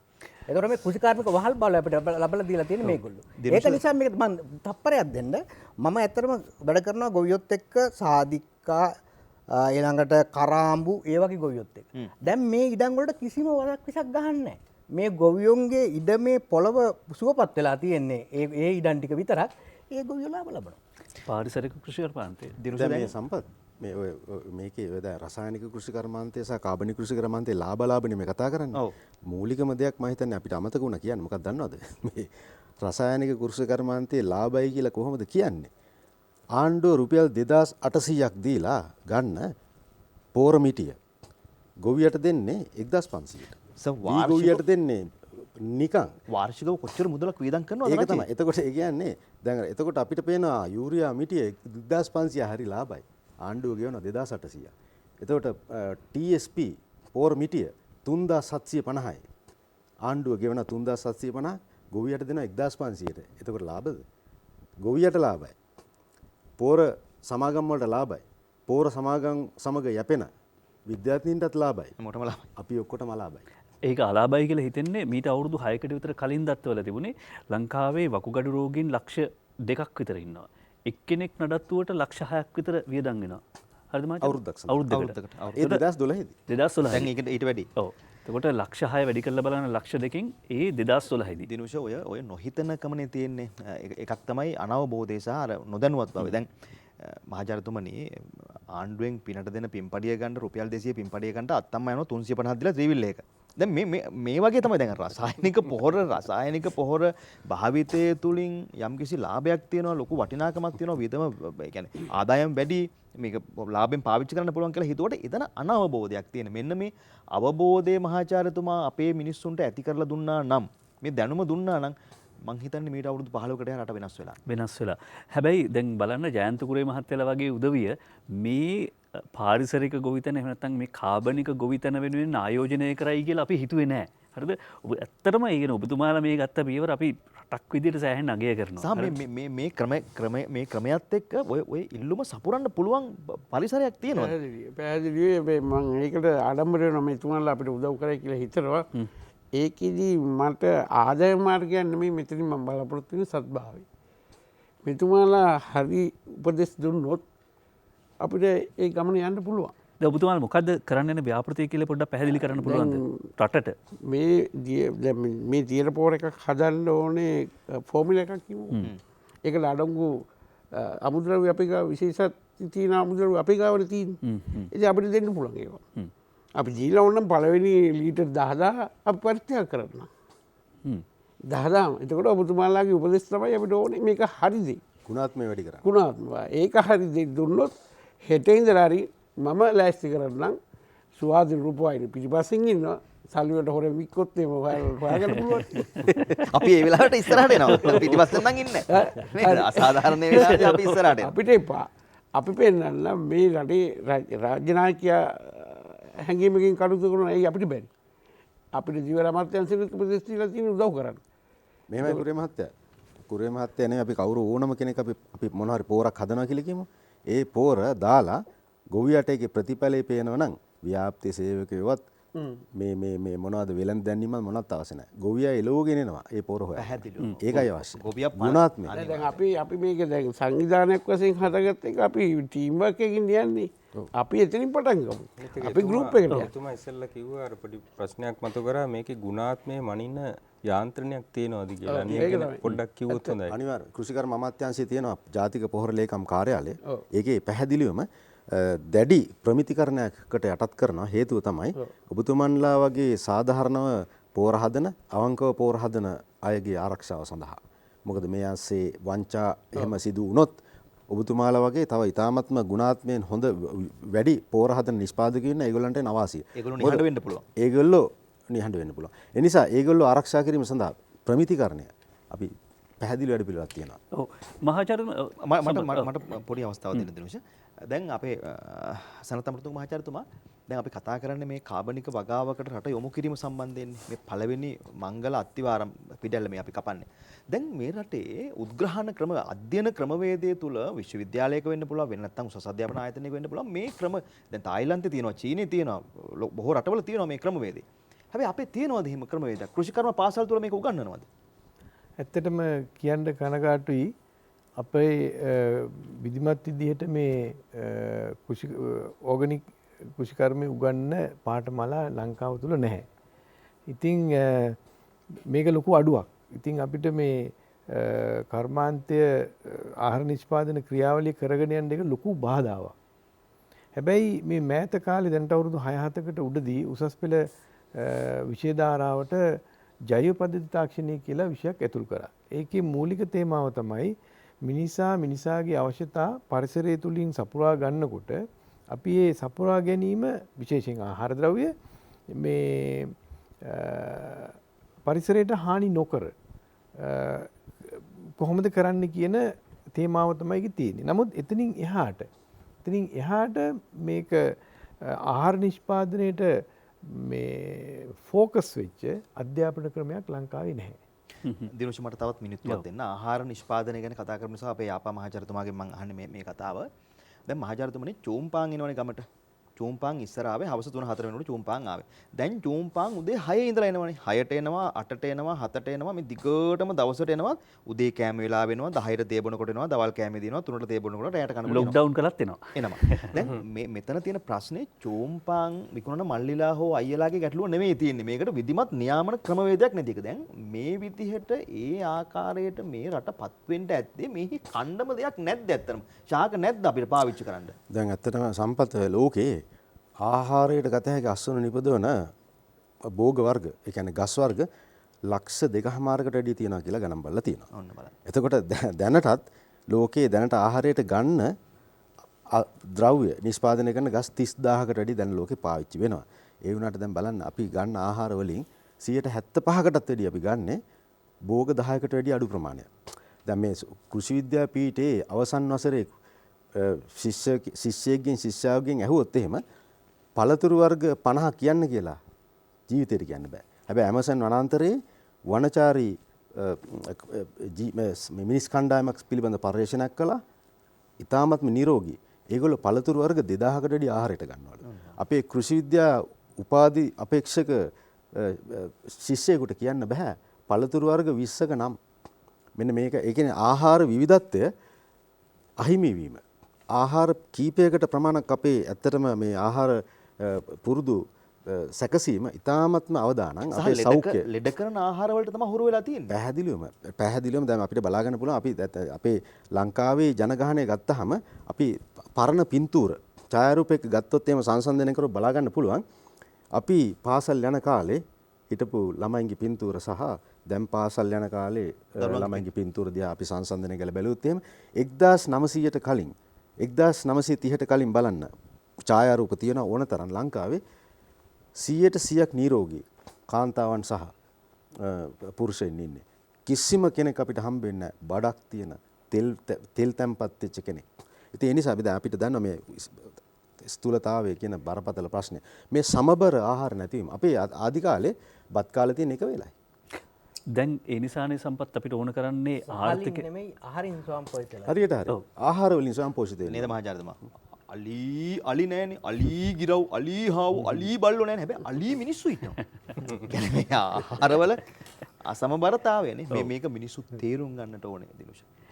ඒකයි සම්පත් මං හිතන්නේ මේ අපිට දැන් සුවපත් ආර්ථිකයක් ඕනේ, සුවපත් සමාජයක් ඕනේ, සුවපත් සෞඛ්‍යයක් ඕනේ, සහ සුවපත් පරිසරයක් ඕනේ. ඒ නිසා තමයි අපි උරුමයක් බවට පත් කරගන්න උත්සාහ ගන්නේ මහ පොළොව සුවපත් කරමු කියන තේමා පාඨය.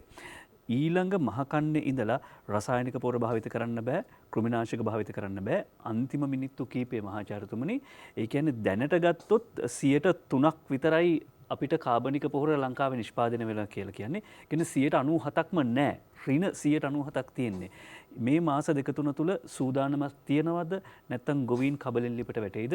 පොදුවේ විනාඩි කිහිපයකින් ඔබතුමාලා කිසිසේත්ම නෑ. ගොවීන් කබලෙන් ලිපට වටන්නේ නෑ. මොකද ගොවීන් තමයි අපේ ලංකාවේ ජීවය. මේ වෙලාවේ අපිට යම්කිසි අපහසුතාවයක් තියෙනවා මේ කිට්ටි කාලයක් තුල මේ කාබනික පොහොර අවශ්‍ය ප්‍රමාණයට නිෂ්පාදනය කරන්න. ඒ කාලය තුල ඒ අත්‍යවශ්‍ය පොහොර ප්‍රමාණය ලබා දීමට රජය කෘෂිකර්ම අමාත්‍යාංශය සියලු කටයුතු කරනවා. ඒ එන පොහොර අපි අන්තර්ජාතික ප්‍රමිතියෙන් යුතු යුරෝපා සංගමය, උතුරු ඇමරිකාව, ජපානය වැනි දැඩි නීති රීති තියෙන රටවල් වල අනුමත පොහොර පමණක් විතරයි අපි ගන්නේ. දැඩි පරීක්ෂාවක් යටතේ අපි ගන්නේ සම්පූර්ණ ජීවාණු හරණය කරන ලද පොහොර. දැන් මේ බොරු බිල්ලෝ මවනවා මේ සුද්ධ ජීවීන් නෙයි කොරෝනා වලට වැඩි එහෙම නැහැ. ජීවාණු හරණය කරන ලද තත්ත්වෙන් ඉතාම උසස් පොහොර අපි වාගෙන නැහැ. හැබැයි බොහොම පොඩි කාලයකට. හරි. එකම සම්පත් එන්න පුළුවන් ඊළඟ කතාව තමයි කවුරු හරි කෙනෙක්ගෙන් බිස්නස් එක ගලවලා ඔබතුමාලා ගන්නවා බිස්නස් එක. ඒ කියන්නේ කොමිස් එක ඔබතුමාලාට එන හින්දා. මේකයි දැනට එහෙම පෝස්ට් භාවිත වෙනවා. නෑ අපි දන්නවා ඒක වෙනවා. එතකොට දැන් මේක අපි පැහැදිලිවම කාල සීමාවක් තීරණය කරලා තියෙන කෘෂිකර්ම අමාත්‍යාංශේ. මේක දැනට තියලා තියෙන්නේ පොහොර ආනයනය කිරීමේ අවසරය තියෙන්නේ අවුරුදු 2යි. හැබැයි ඒ අතර ණය පහසුකම්ද තාක්ෂණයේදී සියල්ලම සපයන්න වැඩ කටයුතු කරලා තියෙනවා දේශීය නිෂ්පාදකයන් සඳහා ගුණාත්මයෙන් යුතු පොහොර නිෂ්පාදනය කරන්න. ඒ සඳහා සියලුම වැඩ කටයුතු කෘෂිකර්ම අමාත්‍යාංශයේ අපේ ඇමතිවරු විශේෂයෙන් මහින්දානන්ද අලුත්ගමගේ ඇමතිතුමා යටතේ ජනාධිපතිගේ නායකත්වයෙන් එතුමාගේ මඟ පෙන්වීම යටතේ කරනවා දේශීය පොහොර නිෂ්පාදනය බලන්න. දැන් දිනුස ප්‍රශ්නේ තියෙන්නේ මෙහෙම. එහෙම ප්‍රශ්නයක් එන්නේ නැහැ. මොකද ඔය පොහොර ගෙන්නපු සමාගම් දැන් ලහියේ ලංකාවේ කාබනික පොහොර නිෂ්පාදනය වහම් පටන් අරන් තියෙනවා. නම් කියන්න අවශ්‍ය නැහැ. හොයාගන්න බලන්න පුළුවන්. ඒක කරුණක් ඇත්තටම. ඒක හන්දා එතන කාබනික රසායනික මොනවත් ප්‍රශ්නයක් වෙන්නේ නැහැ. අර නරක දේ කරපු ඒ සමාගම් ලංකාවේ නිෂ්පාදනයට දායක වෙලා පරිසරය රකින්න ඒ සමාගම් ටික අපිට දායක වෙනවා. අපි ඒගොල්ලොත් අනාථ කරන්නේ නරක දේ ලංකාවට නුසුදුසු දේ කරපු ඒ විශාල සමාගම් ලංකාවේ සංවර්ධනයට පරිසරයේ සුරක්ෂිතතාවය පාලනය කිරීමට නිරෝගීමත් ජනතාව බිහි කිරීම සඳහා පෙළ ගැසිලා තියෙනවා. තිරුෂ පාරිසරික ගොවිතැන දැන් අඹ ගහ හැදුනේ පරිසරයේනේ. ඕනෙම ගහක් කොළක් හැදුනේ පරිසරයේ. හැබැයි අද අඹ ගහ හදන්න පොහොර මෙච්චරයි දාන්නේ, මේ කාලෙට දාන්නේ, මෙතනයි දාන්නේ කියලා. අඹ ගහ සමහර විට hina වෙනවා ඇති මිනිස්සුන්ට. අනේ උඹලා දන්න මගුලක් නැහැ කියලා නේද? හරි. මහාචාර්ය පී.අයි. යාපා මහාචාර්යතුමා, මහාචාර්ය පාලිත වීරක්කොඩි, මහාචාර්ය කේ.එස්. හේමචන්ද්‍ර, මහාචාර්ය සනත් අමරතුංග, බොහොම ස්තුතියි ඔබ සියලුම දෙනාට. ඒ වගේම එම් සූරසේන මහත්මයා, අනිල් ප්‍රනාන්දු මහත්මයා, එල් දර්ශන මහත්මයා, විජේරත්න දුටුවේ මහත්මයා, ජයන්ත කුරේ මහත්මයා, ඔබටත් ස්තුතියි. අපි අද කතා කරේ ජාතික උරුමයේ සන්නාමයේ හිමි නාලිකාවේ මේ රටේ උරුමය ස්ථාපිත කරන අත්තිවාරම දමන පළමු වැඩසටහන. අපි ඔබට ආරාධනා කරනවා උරුමය මාධ්‍ය කණ්ඩායම සමග උරුමය මාධ්‍ය මෙහෙවරේ ඔබත් එක් පුරුකක් වන්න. මේ දන්වැලේ ඔබත් එක් පුරුකක් වන්න. මේ රටේ හෙට ලෙඩ නැති දරු පරපුරක් හදන ගමනට ඔබ දායක වෙන්න කියන ඉල්ලීම අපි කරමු දිනෝෂ. ඔව් සම්පත් කිව්වා වගේම මේ වැඩසටහනක් පමණක් නෙවෙයි මේ ගමනක්. මේ ගමනක් තමයි අද ආරම්භ වෙන්නේ. උරුමය නැවත වතාවක් මතු කරගන්න ඒ සඳහා තමයි ස්වාධීන රූපවාහිනිය Tamanගේ මාධ්‍ය උරහිස දෙන්න සූදානම් වෙන්නේ. ඒ සඳහා අපි මෙහෙයුම් කමිටුවක් විදිහට මේ විද්වත් පිරිස කටයුතු කරනවා ඉදිරියේදී. කලිනුත් මතක් කළා වගේ ස්වාධීන රූපවාහිනී මාධ්‍ය ජාලයේ සභාපති සුදත් රෝහණ මහත්මයා එතුමා විශේෂයෙන්ම සඳහන් කරපු කාරණාවක් තියෙනවා.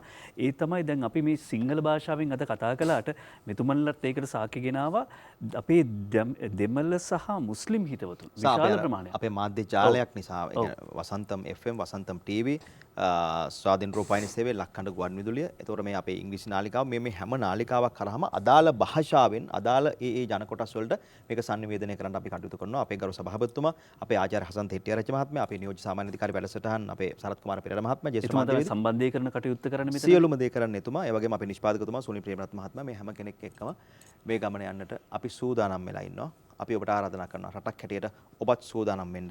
ඇති වස කෑවා, ඇති වස වලින් මැරුණා, ඇති පිළිකා රෝහලේ ගිහලා ලියාපදිංචි වුණා. අපි හෙට සිට යලි අලුත් ගමනක් ආරම්භ කරමු කියන ඒ බලාපොරොත්තුව ඔබට ලබා දෙමින් දිනුෂා අපි එහෙමනම් සමුගමු. ඔබට සුබ රාත්‍රියක් කියලා.